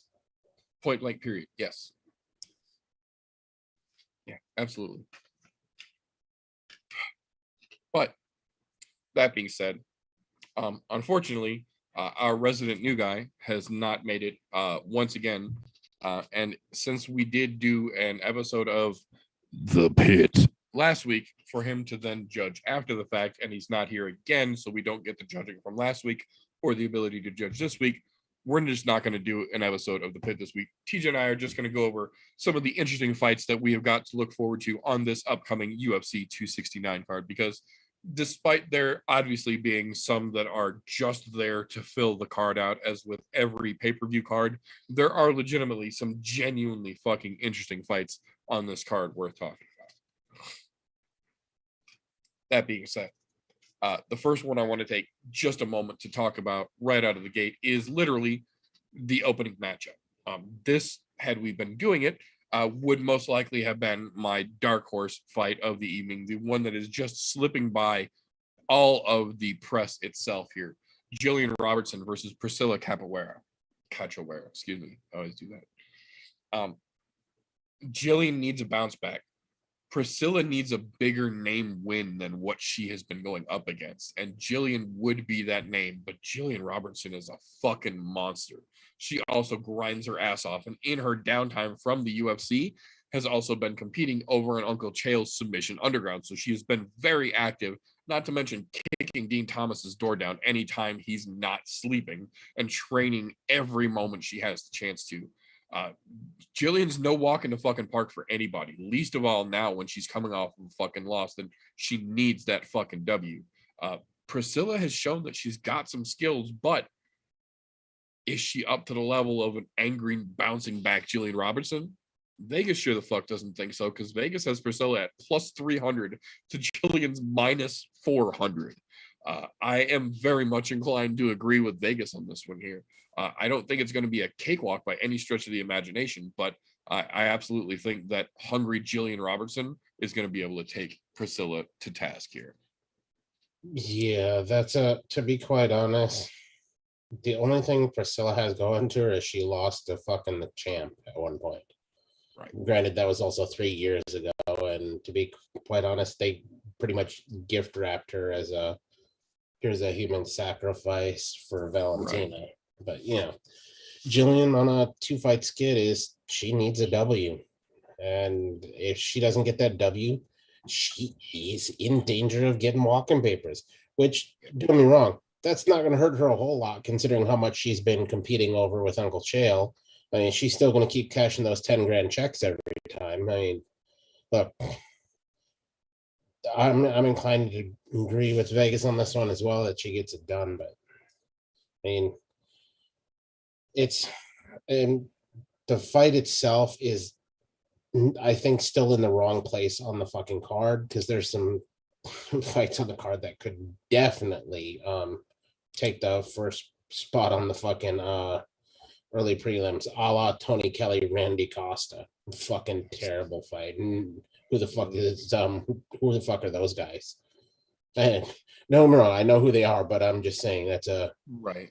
Yeah, there is some bad ones on here, and I say bad loosely because they're not bad. They're just not the caliber you would expect for the final still part UFC of the year. pay-per-view card in their whole, I say with air quotes, fights. Yeah, but there's an asterisk next to them when they're this deep into the early fucking prelims. It's generally for a reason, with the exception, I think, of the opening fight of the card. Yeah. But yeah, Randy Costa versus Tony Kelly is 100% filler. As much as it doesn't want to be, Alex Perez versus Matt Schnell is also very much filler. It's number 4 versus number 9, but realistically, neither one of them should be in the top 10, in my opinion. Ryan Hall is finally supposedly coming off the shelf to take on Derek Minner, who is also a strong fucking grappler and jiu-jitsu practitioner. If Ryan Hall actually shows up and doesn't do only Imanari rolls, that could be a very interesting match, but the smart money would be on him throwing at least 7 Imanari rolls and at least 6 of them not working in the one, getting caught halfway through. So we'll see. He gets fucking knocked out again because, Yeah, or he just gets fucking leveled. Yeah. It's either he gets leveled or 40,000 Imanari rolls later, he finally gets a fucking ankle lock. Right. But to be quite honest, I'm pretty sure Minor is versed well enough and is young enough to where he should be able to manage to avoid those. And everybody prove why Ryan Hall doesn't belong in the UFC. He belongs in submission. And that's the thing, is that if Minner can do this, that is absolutely what this could be, because with all the fucking god awful time off Ryan Hall takes between his fucking fights, he hasn't put together a strong enough fucking resume to be worth keeping around, especially if one of your new up and comers who's making much less money, I'm certain, can come in and just clean his fucking clock and stop him in his own game. This could absolutely be our last UFC appearance for Ryan Hall. Fingers fucking crossed. Yep. That being said, though, I am very interested to see what I heard earlier today referred to as the gargoyle switch out fight.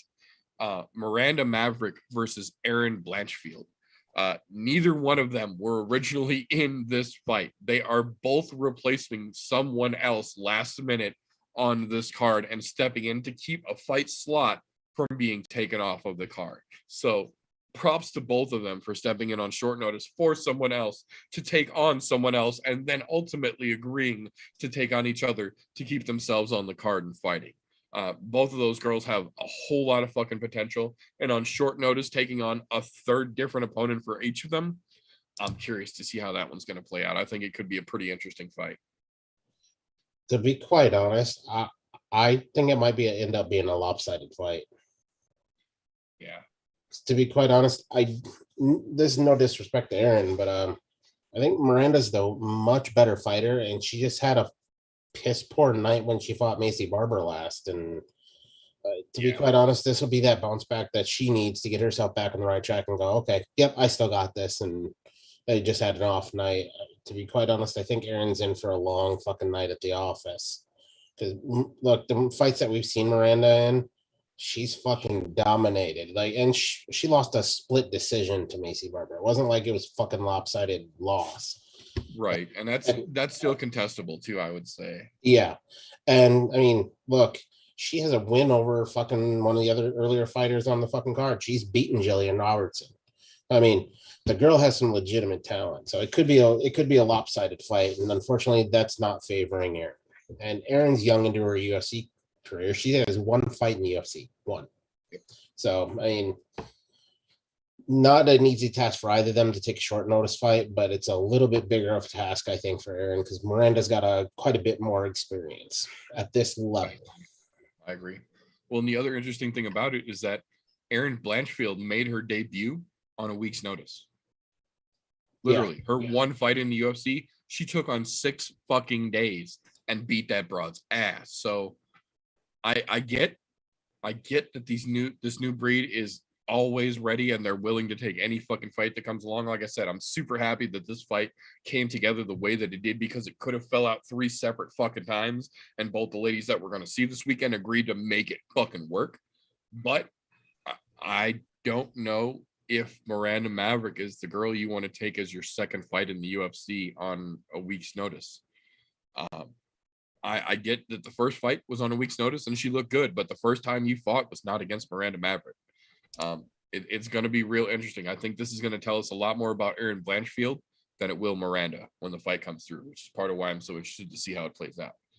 If she can do it, hey, short notice king. That bumps you to the real tippity top of a very short list of quick call motherfuckers for Dana White. And we know that that's a good place to be if you want to make your future fucking bright.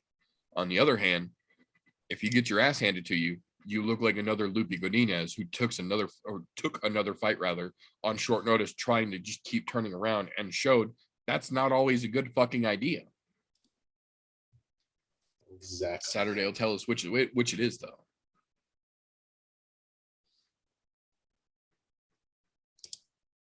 That being said, I don't understand why Andre Muniz versus Eric Anders is the early premier prelim.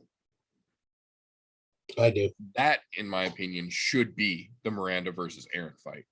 That one should get some attention for it being put together the way that it is and having it actually legitimately mean something. Because if Aaron gets past Miranda, after all Miranda has done in this division already, that puts Aaron skyrocketing towards the fucking top. Yeah, this is true. Munoz is lucky to be graced with number 15, and Anders is not ranked for good fucking reason. This fight holds no sway that deserves a premier spot, in my opinion. Yeah, this one's fucking weird. Andre is graced because he submitted Jacare Souza. That's it. That's the only reason why he's ranked, period. Now, Eric Anders is kind of like a thermos, and we'll call it Schrodinger's thermos. For this reason, you neither know whether the liquid is cold or the liquid is hot that is inside. You only know once the fucking thermos is open. That's kind of how Eric Anders is. Either he's doing really fucking well or absolutely shit. He's hot or he's cold. So from now on, I'm calling him Schrodinger's fucking thermos. Because I don't know if he's dead or alive or hot or cold inside. It's literally Eric Anders. Your boy, sorry. Your boy, I don't know. Yeah, no, I get that. I think that makes a lot more sense, actually. That being said, rolling us over into the regular old prelims, out of the early prelims, opening fight, Jordan Wright versus Bruno Silva. Another filler match. Doesn't hold a whole lot of weight either way there. The nice thing, though, is that once that intermission is over, we get one of the very interesting matchups that they've got on the prelims here for us here in the form of Augusto Sakai versus Tai Tuivasa. The Shui machine himself is back on the card, boys and girls. This matchup could play out any one of a dozen different ways, realistically. Both Augusto and Tai Tuivasa have more than just the ability to stand and bang. That being said, that's what Tai Tuivasa is here to do. He doesn't want to wrestle. He doesn't want to fucking grapple. He doesn't want to fight jiu-jitsu. He wants to punch Augusto Sakai in the fucking face, climb the top of the goddamn cage, and have somebody throw him a fucking shoe and a beer.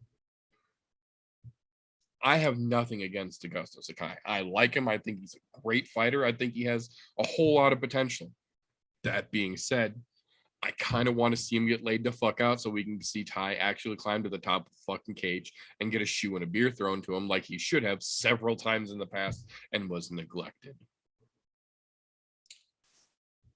Well, let's see. He had, was it 2 fights this last year, both knockouts, but he's had at least 3 wins in a row now. Don't get me wrong. He had a little rough go when he first got into the UFC, where it was kind of hit or miss whether he was going to be here or not. Kind of got his feet under him now. And not to mention, he did the world a gigantic favor on July 10th of this year when he knocked out Voldemort. And you know what? Greatest fucking day ever, and still managed to get a shoey in finally after being declined like 3 times in a row. Thank you, Backstreet Boys reunion tour, you sorry cocksuckers. Finally worth something.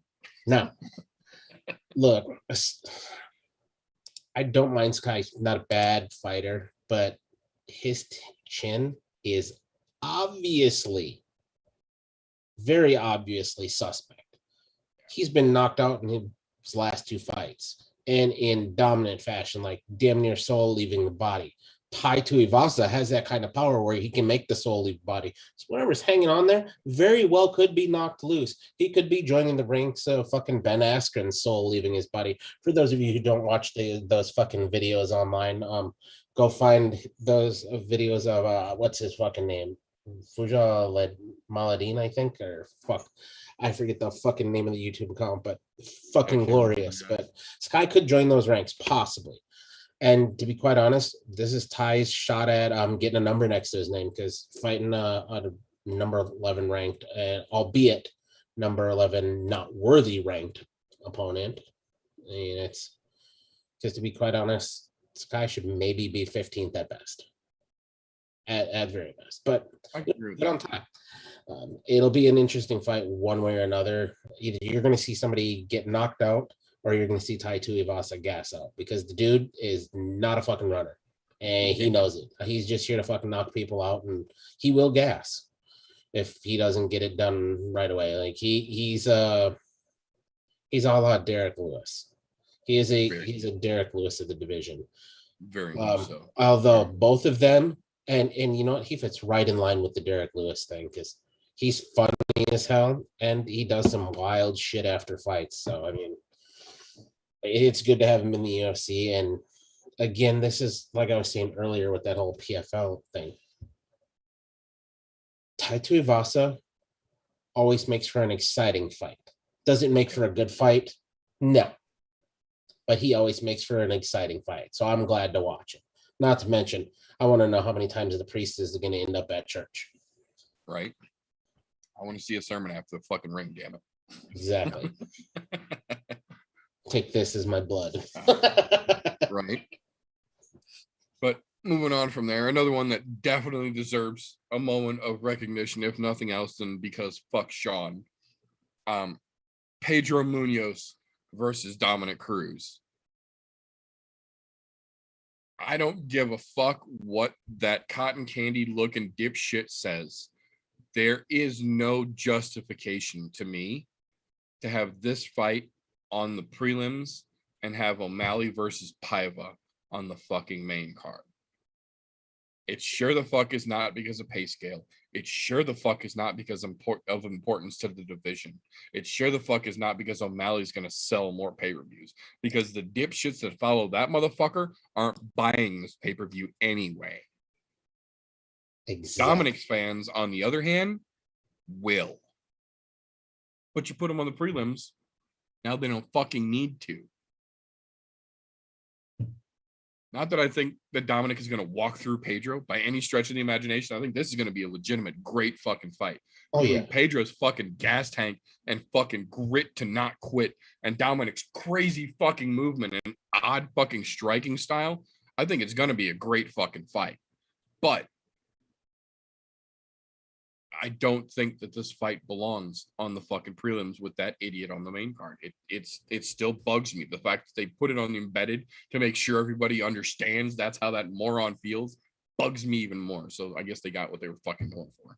Yeah, that pisses me off so much. Sean O'Malley does not belong anywhere near the main card right now. Not anywhere near. To be quite honest, you know what? I would even go as far as to say he could be the People's Co-main event on the prelims. Because I would rather see Augustus Kai and Tai Tuivasa as the prelim co-main. And I'm using these terms loosely because I know they're not the main and co-mains, but I'm talking of the prelim portion of the card.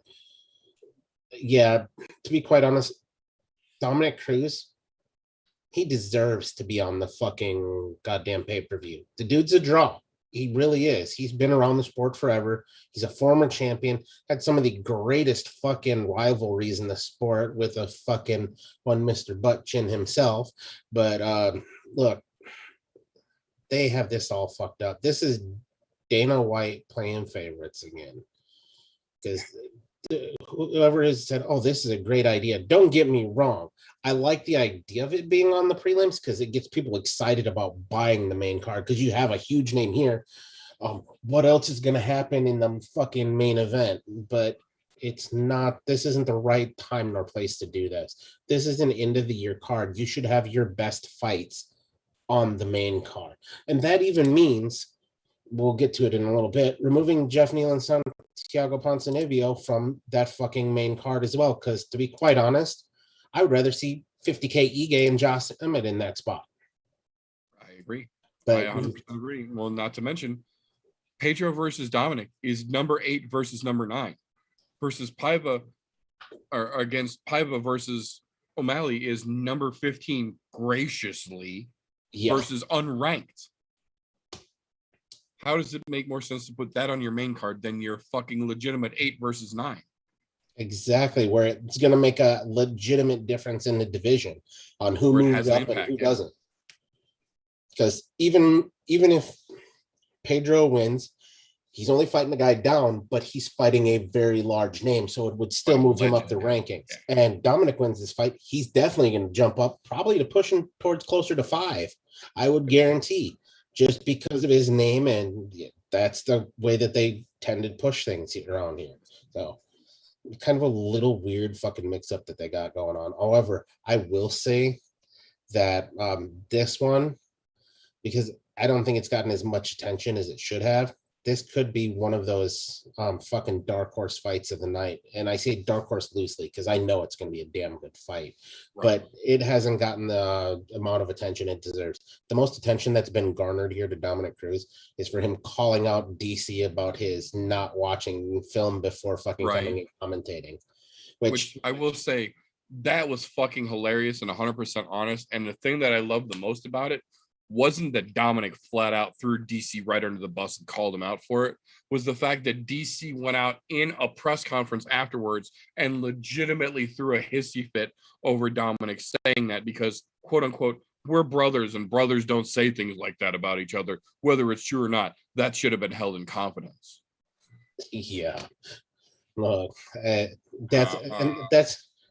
where the problem with this is. Everybody knows what happened there with DC and Dominic, but nobody's actually covering what's going on with Dominic and Pedro, which is a problem. Which is why I can say, yeah, possible dark horse. Look, there's other fights on the card that are possible fucking dark horses, but as far as like where you would expect the level of fucking media to be with this, right? Especially at a number 9 and 8 ranked guy in the fucking division, you would figure they would have a lot more fucking coverage. Yeah, I agree. Munoz versus Cruz is a low-key banger for sure. It's going to be a fight worth watching. No, yeah. One of the problems, though, is that in them putting it in this fucking co-main premier spot on the fucking prelims is that the actual premier prelim for these prelims is another legitimate fucking banger unto itself. Josh Emmett versus Dan Ige has all the makings of one of the most exciting fireworks-filled matches that they have put anywhere on this card. And there's 2 fucking title fights that we haven't even gotten to yet. Yeah. These 2 are going to come out there to fucking try and put each other to sleep and get that fucking bonus money. I promise you, it's going to live up to the hype. Oh, good God, yeah. They don't call him 50K Ige for nothing. And anybody who's been watching UFC in just the past 5 years has seen Josh Emmett. He goes for fucking broke every goddamn time. I absolutely love Josh Emmett. Do I think he's top caliber featherweight? Not all the time. But the way that he goes for it, he definitely has that risk reward factor that you want to see in a fighter. So does Dan Ige, though. So this is definitely, there could be some fucking fireworks in that fight. I mean, big fireworks. Yeah, I'm fucking for it, man. I'm very happy. That should have been on the main card. Few placements. That's one of the few placements that I'm okay with. I absolutely agree. I would love to see this on the fucking main card. I think it absolutely deserves to be on the pay-per-view portion. But at the same time, if you're looking for one fight on this card that's gonna be exciting enough to convince people that just caught the tail end to spend that fucking money and buy the rest of the pay-per-view, you could do a lot fucking worse than Josh Emmett versus Danny. Oh, good God, yeah. It's going to get your blood pumping. That'll definitely get some fucking buys in, guaranteed, with the way those 2 guys fight. And both of those motherfuckers are allergic to having boring fights. That's exactly it, to paraphrase you there. Yes, they're going to break out in kickies and punchies. That's right. Yeah, no, I agree. I would love to see that fight on the main card, but if you're going to pick one out of all these fights to get people fucking hyped that the pay-per-view portion is coming, Ige versus Emmett is a great fucking choice to pick, I think. The downside, though, is that after a fucking great fight like that, they open the pay-per-view with Julian Paiva versus Sean O'Malley. Say, just mushroom cloud of fucking nuclear waste. So, as I like to say, credit where credit is due. O'Malley is finally actually fighting someone who is ranked. Finally.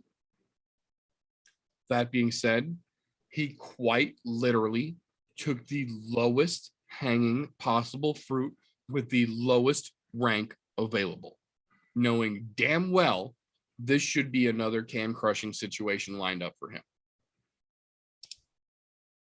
Honestly, I really hope Paiva just flatlines him, just knocks him the fuck out. 43 seconds in the first round. O'Malley gets flashy. Paiva catches him, lays him out flat. I would love nothing more. But because this is the UFC, Paiva's probably going to show up gun shy, and O'Malley's going to do something stupid, hurt his ankle again, and get another fucking in-ring interview. And credit where credit's due here. Paiva is legitimately on a fucking 5-fight win streak right now. Yes, he is. He's on So fucking he's tear. earned the 15 spot.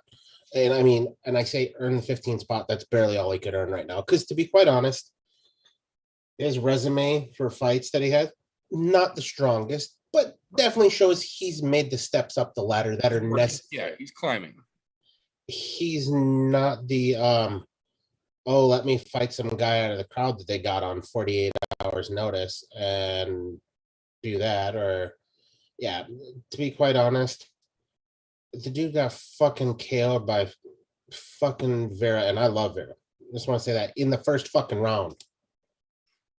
Why is he getting a ranked fight right now? He should not be. The dude has literally been just fucking scraping the bottom of the barrel for what's at the bottom of the dent bin, for a lack of better terms. Shouldn't be getting a ranked fighter. And this is because right now, I respect Paiva way more than fucking O'Malley. Absolutely. This dude looks like a retarded fucking troll doll. Because the hair doesn't stand up, it just kind of flops over. Like, whoever made this model fucked up. It somehow made it past the fucking quality checks and got loose into the fucking general public. O'Malley is what happens when you get too stoned and create your own character in UFC 4. Yeah. Pretty much. I want it to look like Bozo the Clown, but I want it to have tattoos. Right? Fucking ridiculous. But, to be quite honest, I hope Paiva, because Paiva, 2 of his 5 wins so far have been knockouts. So he has the knockout ability and potential. I hope he flatlines O'Malley so fucking bad that he gets medically suspended for 9 fucking months. I would giggle like a fucking schoolgirl if that happened. I legitimately would. Sean O'Malley is one of the few people in the UFC who I will openly hope for bad things for. I dislike that motherfucker so much. I almost am willing to use the word I hate him. He is tap dancing on that line so fucking hard. And if you guys have seen this show more than once or even been paying attention just through this episode alone for your first episode, you will understand that I try and make a point to give credit where credit is due. Fuck Sean O'Malley. I hope he gets knocked the fuck out. You know what he reminds me of now that I think about it? Because of the way the UFC is pushing him. He's the MVP of the UFC. He really kind of is. He really kind of is. He makes a point to look as ridiculous as he can, knowing that no one's going to say shit about it. They feed him can after fucking can so that he can style and pretend like he really did something. He really genuinely is kind of like the MVP of the UFC. He really fucking is. God, as much as this is going to hurt, as much as this is going to hurt to come out of my mouth, MVP is better than he is. Yeah, no, I think so as well. I think that's an accurate statement, as horrible as it is to have to fucking confirm. I think that's an accurate statement as well. Fuck. The first, last, and only time you guys ever hear me say anything nice about MVP. Right. I was gonna say, you guys better fucking clip that and enjoy it, because we ain't gonna be nice to that motherfucker ever again.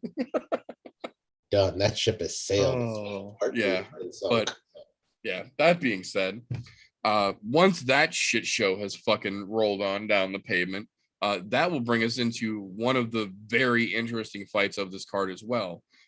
Cody Garbrandt making his flyweight debut against Kayaker, France. I will say this. I completely understand why Cody decided that he didn't want to play in the Bantamweight playground anymore.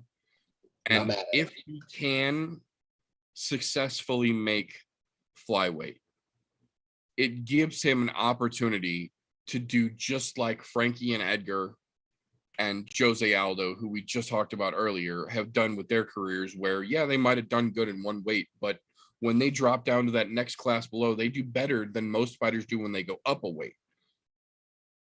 If you can make the weight and you can compete as good at the next weight class down. 2 problems with that. One, if you saw the weigh-in, and the face-offs, or the face-offs at the weigh-in, or not weigh-in, the press conference. That's what I was trying to get. If you saw the face-offs from the press conference today, Cody Garbrandt looks like shit. TJ Dillashaw looked like shit when he tried to go down to 25. Cody Garbrandt looks equally like shit trying to make 125. We have seen Cody out of competition. He's a svelte young gentleman. This cut to 25 is clearly very, very difficult on him. You could see that he very much tried to keep his beard grown in to hide those sunken cheeks. But when he got under those lights today, there was no hiding, man. You can tell that Kayaker France walks around at this weight, and Cody is cutting really, really hard to get down to 125. The other problem number 2 here, is that even if Cody has his nutritionist lined up and he's got his whole program regimented to where he's ready to adjust everything he used to do down to 25 instead of where he did it at 35, he runs into the same problem that we've seen several fighters have, in that no matter what weight you move to when you change, whether you go up to the next division or you go down to the next division, you can't condition your chin. That has undeniably been Cody Garbrandt's biggest weakness, second only to his ego. But that chin has been Cody's number one problem every time he has found himself in a problem, be it TJ Dillashaw, be it Pedro. When Cody has found himself in a problem, it's because of that chin of his, generally led there by the ego, but the chin has been his downfall every time. Kai has a pretty good fucking aim. Kai is a pretty fucking stealth sniper when he wants to lay that fucking shot straight down the fucking pipe. We've seen him do it before. If Cody gets egotistical, or if Cody gets sloppy and he hangs that chin out there for just a split second too long, Kayaker France is going to send him to his ass. I don't know if he's EPO'd up like his fucking idol was or not, but we've seen this cut down go traditionally bad, and it would be even worse if you're doing this cut and you've got a bad chin to boot, and that's exactly what Cody's doing. I think it's going to be a fun fight for what it's worth, but this is a perfect example of all it takes is one. Cody's chin is that suspect. If Kaya lands one clean shot, we've seen Cody Garbrandt fold like a lawn chair in the ring before, and I think it could happen again. Well, this fight for me, this is actually, I'm very interested in this fight for namely one reason. I want to see, does Cody make a successful transition to 125? Even if he loses, does he make a good showing? Because if he makes a good showing, this might be where he fits in. And to be quite honest, fucking UFC, they did a great job for this matchup, in my opinion, because to be quite honest, Cody's still good enough to where he should be fighting ranked contenders. Yeah, I agree. And I agree. He didn't need to jump into the next weight division and start down in the fucking soup can section. no, I agree. Moving down, he absolutely deserves somebody with a number. and just to be quite honest, you mentioned it earlier, his ego tells me he's not going to be EPO'd out because his ego is too big. He won't do it. Right. So I doubt that's the fucking case. He did look a little fucking worse for wear, but he also was not lethargic like we've seen when TJ did it. Like, as if you watch the presser when he got into it with fucking O'Malley, look, the dude obviously has plenty of fucking energy. So I think he might be making the cut the right way. Oh, is it weird seeing him with a frame that like that? Don't get me wrong, he's cut the fuck up, but looking at his face a little bit, you can tell that there's been a lot of weight loss, which I don't know if that's been recent or not because I don't follow his social medias that closely to know. So, I mean, he could have been doing it the right way the whole time. Don't know. I mean, because even Jose right now, when he dropped down, he still looks kind of Skeletor-ish at weigh-ins, but he has that same kind of energy that Cody has right now. So it's kind of it'll be an interesting thing to see. Does Cody fit in at flyweight or does he not? And the one thing that I'm going to say Kayaker French really has to worry about, Cody still has one punch knockout power. And guess what? That will translate down. He's not going to lose much dropping 10 pounds. I'm pretty goddamn sure if need be, he can still get that, oh my God, one shot at the fucking buzzer beater if he really needs it. But it'd be interesting to see how that plays out because Kayaker France is not an easy target, albeit he stumbled a bit lately. It's definitely a good fight that they made there, and it'll definitely show exactly where Cody belongs at in flyweight division. So while you were talking there, I actually just pulled up Cody's Instagram account here just to take a quick gander. Let's see if this is actually going to focus. Oh, so he got himself a little personal chef? He's got himself a nutritionist for 269 here. And this was 2 weeks ago. And he is nowhere near as sunken in as he was today. Let's see what the last one was. The last one he posted was from yesterday. And yeah, he's moving around and he's sweating. But you can see in this video, he looks nothing here like he did today at the press conference. So that leads me to believe that he might have sucked that last little bit out this morning in the sauna or last night in the sauna. So he's doing the big part or the heavy part of this cut at the last minute, which traditionally not a great idea. No, although it does make you wonder how much heavier he'll be than if that's the case than Kayaker France on fight day, because he'll pack a lot of weight back on, because it doesn't take those guys more than a couple of hours to start packing a lot of weight on between fluids and eating. Yeah, definitely going to be. Looks like he pulled the last part of this out last night and today, so he will absolutely balloon up before Saturday night gets here. Oh yeah, so after he weighs in tomorrow, I think cutoff time for weigh-ins is what, 9 a.m. that time or 11? I think they do it 10 a.m. to 11 a.m. Yeah, it's 11 to noon Eastern. So he'll have more than 24 hours. He'll have close to 30 some hours to pack weight back on, which it's not hard to do in 30 hours to pack water weight and everything back on, get your muscles rehydrated, and so definitely be an interesting showing out. I'm quite excited to see him at 125 though, to be quite honest, because 135 definitely not the spot for you anymore, kid. Good on you for winning the title at one point and making Dominic Cruz look like an absolute fucking just dude off the street. But once a champ, always champ still. But we'll see what happens at 125. Yeah, he's definitely walked a rough road. So I agree. I think 125 could potentially be a good move for him. If not, it's going to be a rude awakening, because either 125 is going to be his new spot and he's going to show us that he's good there, or he's going to get exposed real fucking quick and have no choice but to go completely back to the fucking drawing board and start from square one again, because you got to go back to 35 at that point if it doesn't work out. Yeah. We'll find out Saturday. From there, though, that will bring us to the people's co-main event, as it were, the third from last fight on this main card. Jeff Neal versus Santiago Ponzinibbio. I gotta say, I got nothing against this fight whatsoever, other than its placement on the card.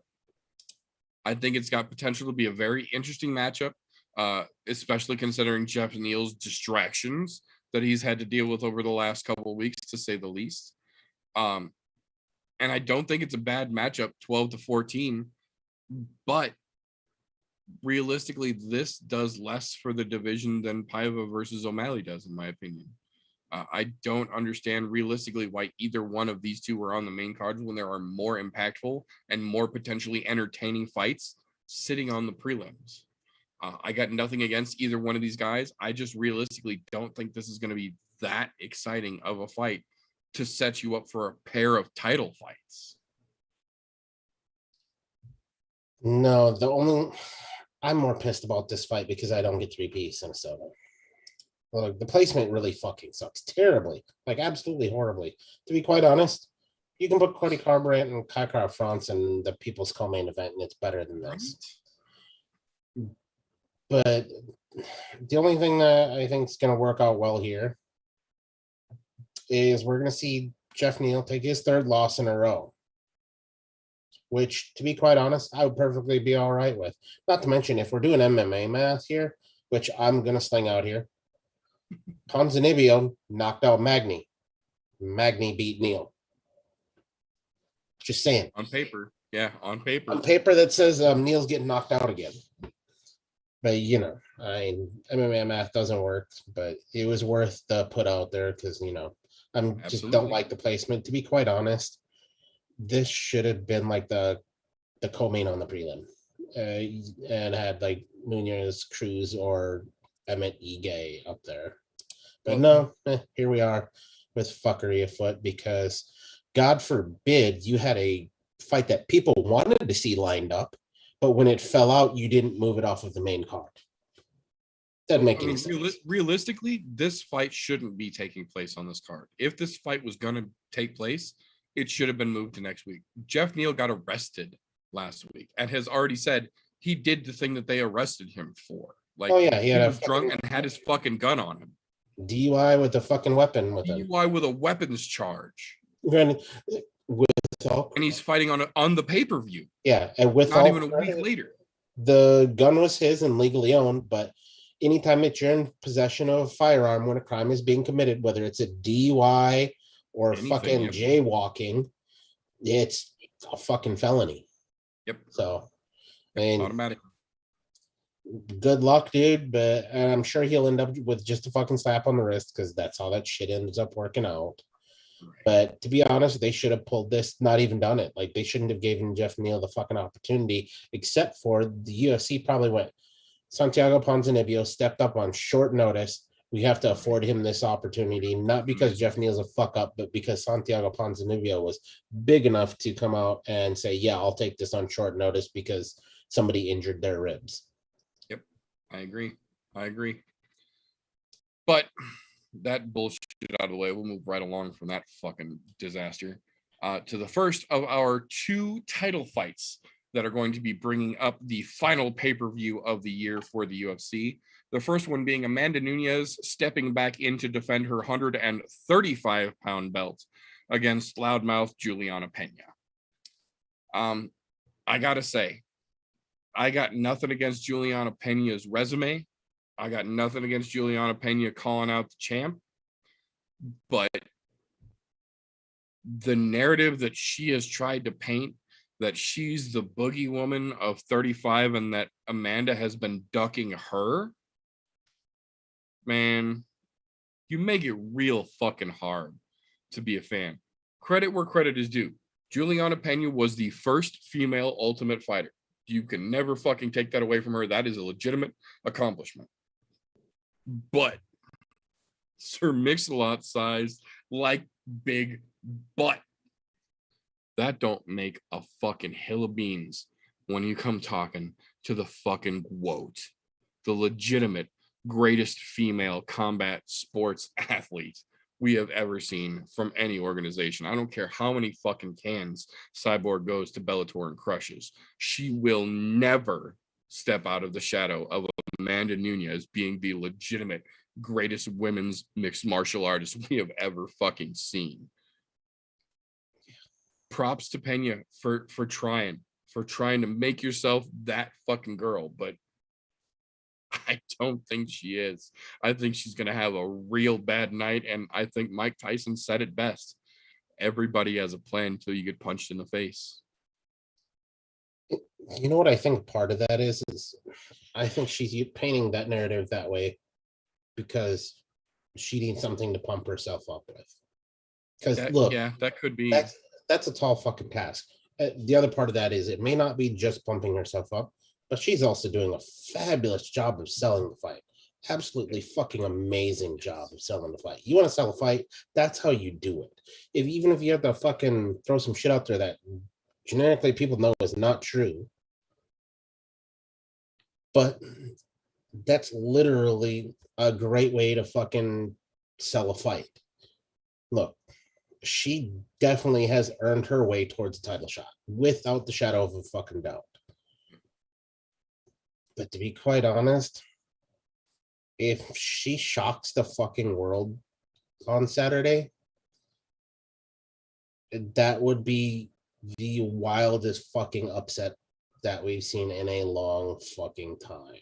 I mean, a super fucking long time. Because people, I don't think there would be a bigger upset right now. Anything in the UFC in recent memory, I can't think of a bigger upset if Juliana Pena were to beat Amanda Nunes.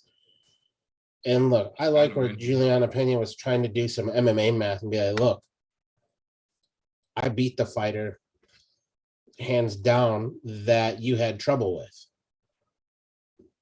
Look, MMA math don't work, Juliana Pena. Amanda Nunes is kind of, oh, fuck, God, this is going to hurt to say this. And I mean all the respect in the world to Amanda Nunes. This is not any sort of fucking disregard for her. But she reminds me of John Jones in his prime. Before being stupid and making stupid decisions outside the cage. Right.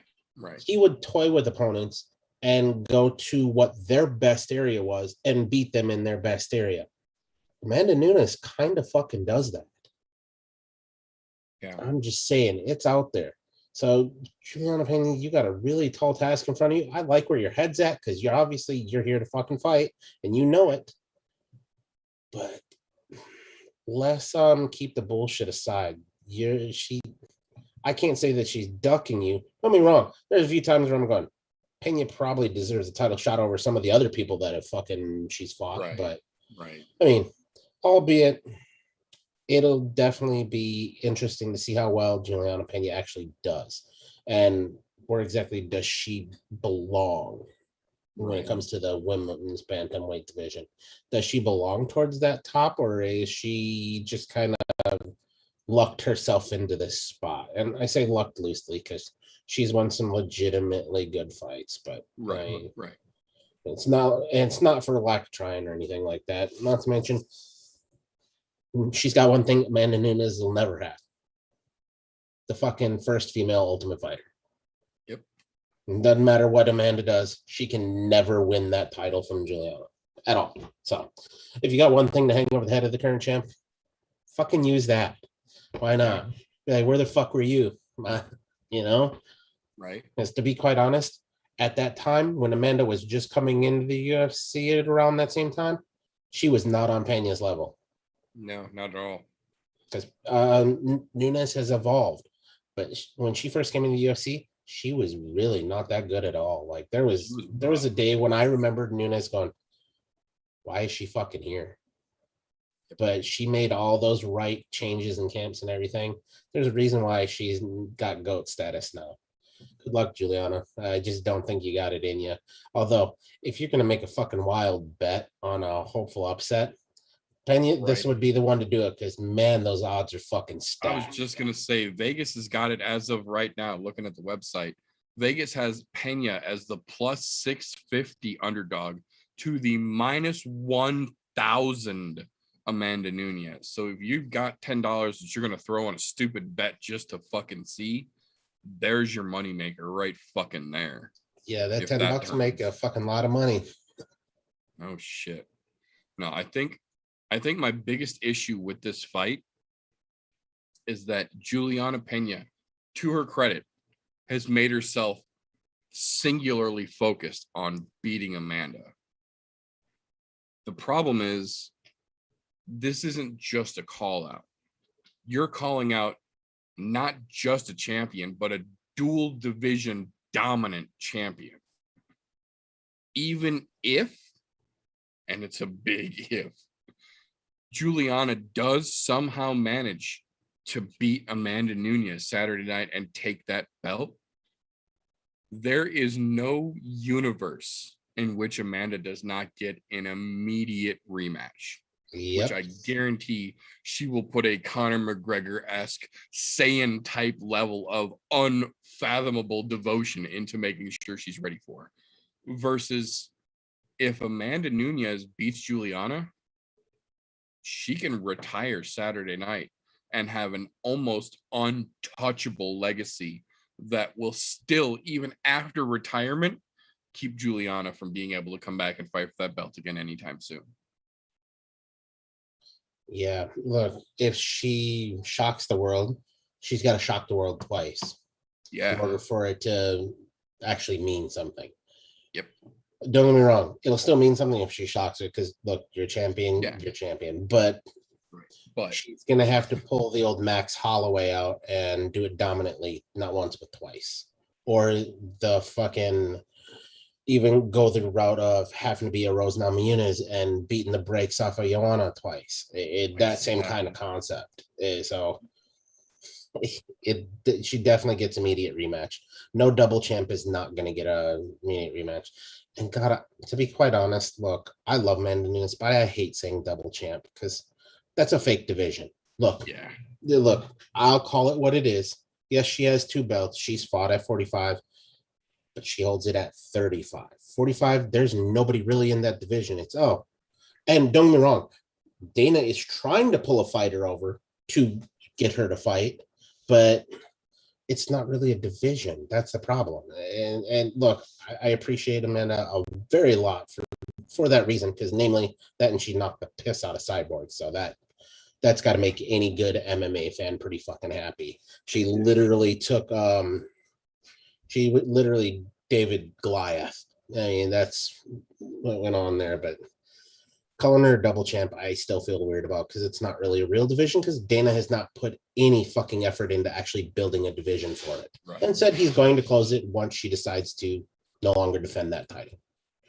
So it is what it is, but good luck to Juliana Pena. Hopefully you don't get hurt too bad, so that way your daughter still recognizes you, because, you know, it's a weird thing that I always feel weird about watching fighters bring their kids to these events, not necessarily be in there to watch them, especially when they're that small, and have to go back to their 2 to 5 year old, maybe 6-year-olds, where they don't really understand, why does my fucking mom look like a Klingon now?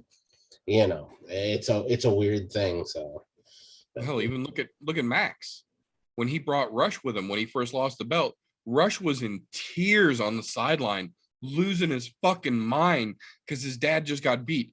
And Max went, he got me. It is what it is. We'll be back and we'll train and we'll fix what we fucked up. Max was cool with it. I mean, not cool with it, but Max understood that sometimes that's how fights fucking work. I'll go back to the gym, I'll work harder, and I'll come back. But his kid was losing his fucking mind because he just watched his dad's world crumble in front of him, essentially. And this whole fucking main here is doing it, really. Well, it doesn't. And this, maybe it's because I'm a parent now and I see it differently. But even when you're a bad parent, your kids still look at you as if you're Superman or Superwoman. Like, you are their superhero. To watch your superhero get defeated, that's a weird fucking thing, man. It's not something, to be quite honest. I don't appreciate the kids being there. Look, I'm fine with kids being there if your parents want to introduce you to the sport, so that way you can see what actually happens.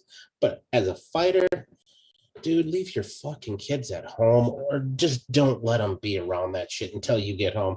Then you tell them whatever the fuck you want, because most of the time when they're that little, they don't pay attention in the news, so they're not actually gonna know. Right. But, you know, it's a weird thing. Like, even Dustin having his daughter with him this week is a weird thing too, because if she sees daddy get his ass whipped, it's gonna be weird. And even Amanda having the fucking, albeit she's 2, she's not gonna remember, but still, if Juliana somehow managed to pull some crazy shit and just beats the brakes off of Amanda, she comes in looking like fucking Sasquatch got hit in the face with a frying pan type situation. Yeah, that definitely inspire your children a little bit. So, I mean, it's a weird thing. And I appreciate them being that family oriented, but it's a weird thing to go out and know that you're their superhero. And yeah, there's always a chance, because this is MMA, that you could get fucked up. Yep. Even when the odds are minus 1,000 plus 650. Yeah. When they're that heavy, there's a damn good chance you could get injured for sure. That being said, though, that'll bring us into the second title fight of the evening. The main event for UFC 269, the lightweight men's championship. Charles do Bronx Oliveira versus Dustin the Diamond Poirier. I kind of feel like this is almost the opposite situation as the ladies' title fight, whereas this is more along the lines of the challenger having a legitimate chance of coming in and upsetting. I think Poirier has a damn good chance to come in and do work and walk away with the belt. But this, in my opinion, is probably going to be one of the toughest fights Dustin Poirier's ever had. Conor might have gotten his head, but that's Conor's game. Oliveira is almost the complete opposite. He doesn't want to talk shit. He wants you to think that you're going to come in and dominate, because he's going to be that quiet storm that just shows up and surprises you everywhere the fight goes, because he's that technical and he's that quick and he's that good everywhere. Dustin's got great boxing. He's got decent wrestling. He's got good defense. But Charles is great everywhere. As the way things stand right now, I absolutely agree. I think Dustin Poirier is the top contender for that belt.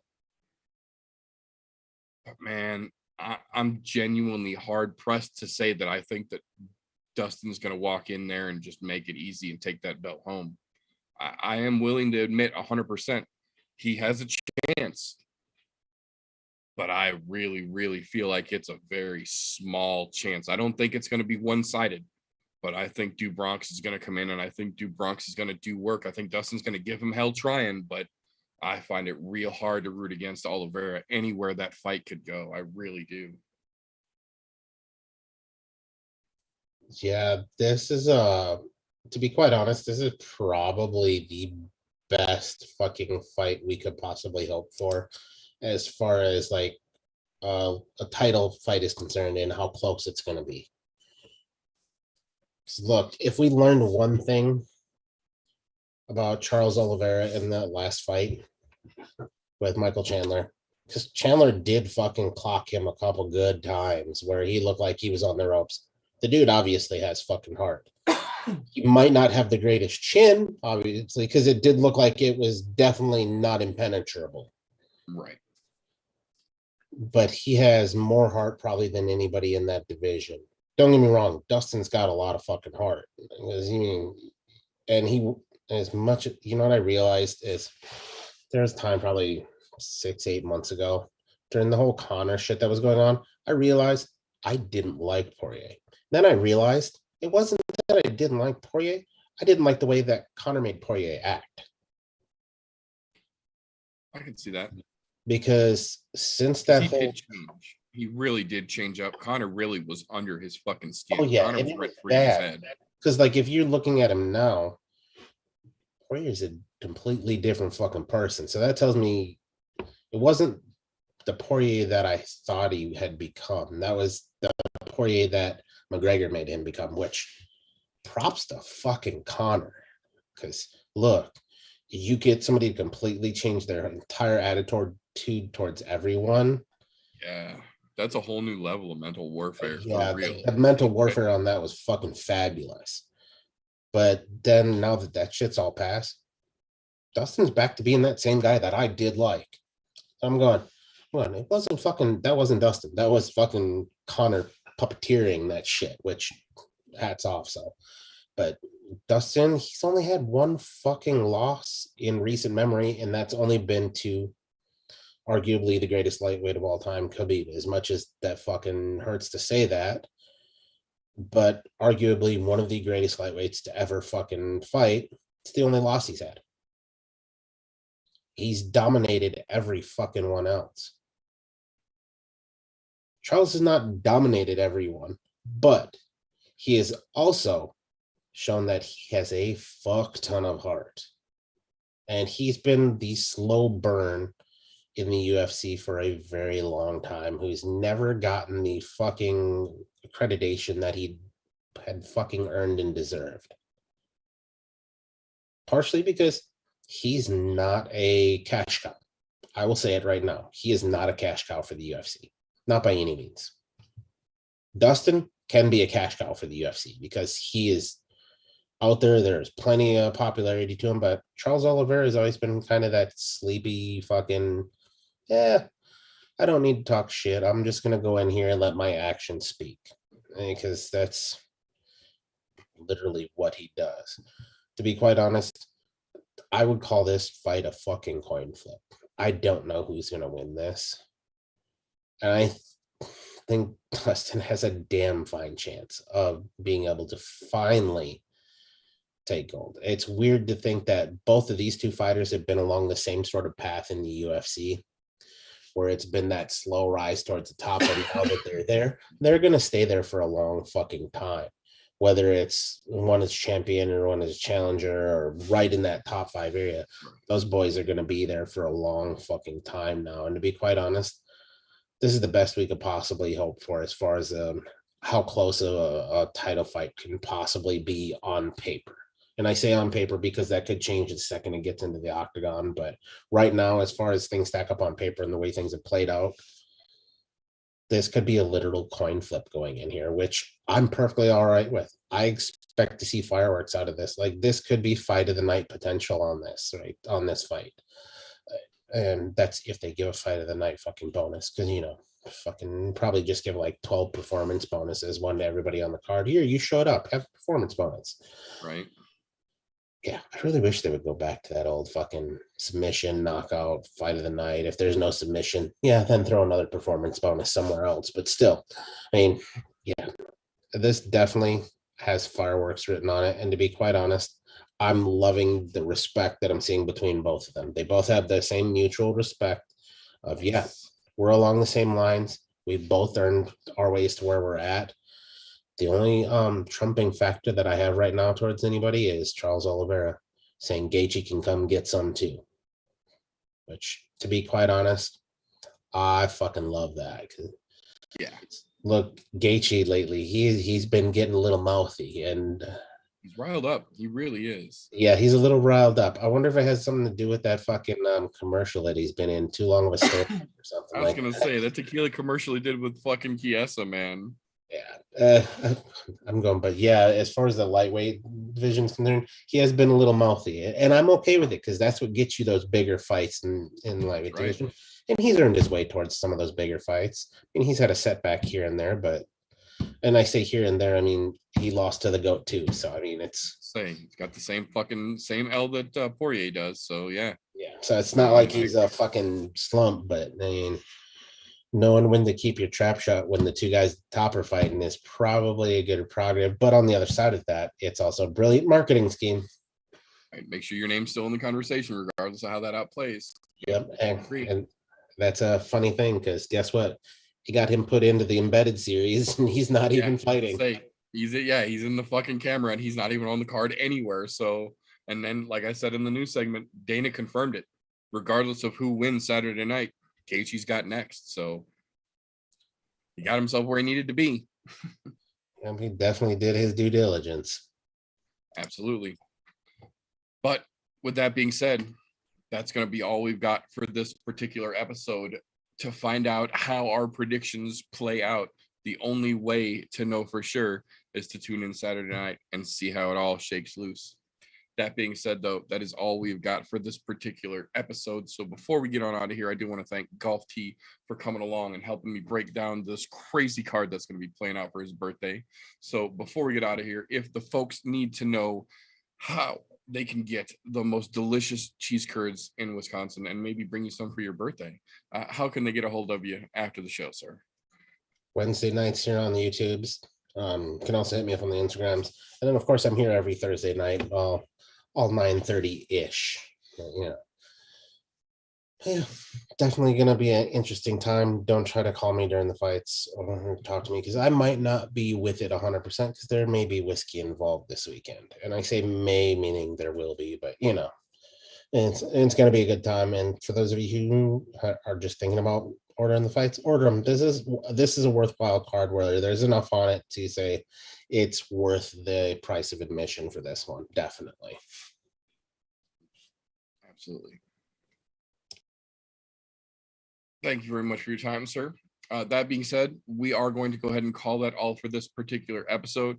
You can follow the I'm No Joe podcast on all social medias if you enjoy what we do. We are on Facebook. We are on Instagram at I'm No Joe. If you are listening to this in the audio version, we do this live Thursday nights, 9:30-ish Central Time over on YouTube, I'm No Joe. If you are watching this but don't want the distraction of these built for radio mugs, fret not. Anchor.fm/I'm No Joe get you the all audio version of the podcast the week after it airs. If you enjoy what we do around here a whole bunch, patreon.com/I'm No Joe helps us do what we do, gives you access to the behind the scenes, the unaired, and the literal unairable footage that I just can't put out on YouTube. That being said, though, if you really like what we do around here, we've got a Discord channel where we put news that we can't talk about on the show because it's too weird or too fucking graphic. We also have a viewer Q&A section so you can ask us questions. We have a Reddit channel, reddit.com/r/I'm No Joe podcast. You can drop goofy memes and make fun of RJ. We do it live, but you can do it in meme form there. That being said, over here on YouTube, if you like what we do, give us a thumbs up. Make sure you're subscribed. Hit that little bell so you don't miss an episode. If you don't like what we do, what the fuck are you doing this deep into a podcast? Give us a thumbs down and fuck off. We're not going to dispute it. Obviously earned it, but go away. That being said, that's all we've got for this particular episode. I hope you guys enjoyed the last UFC pay-per-view as much as I know that we will, but we are going to get the fuck out of here. So before we do, remember, boys and girls, don't let ignorance stop you. You can root for anything, unless you really thought we were going to say some shit about the Jake Paul versus Tyron Woodley rematch this weekend.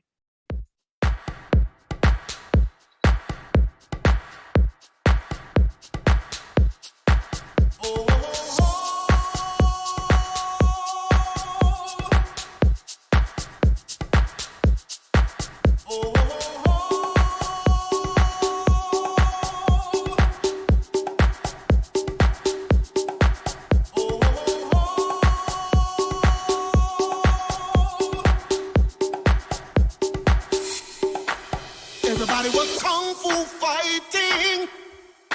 Those kids were fast as lightning.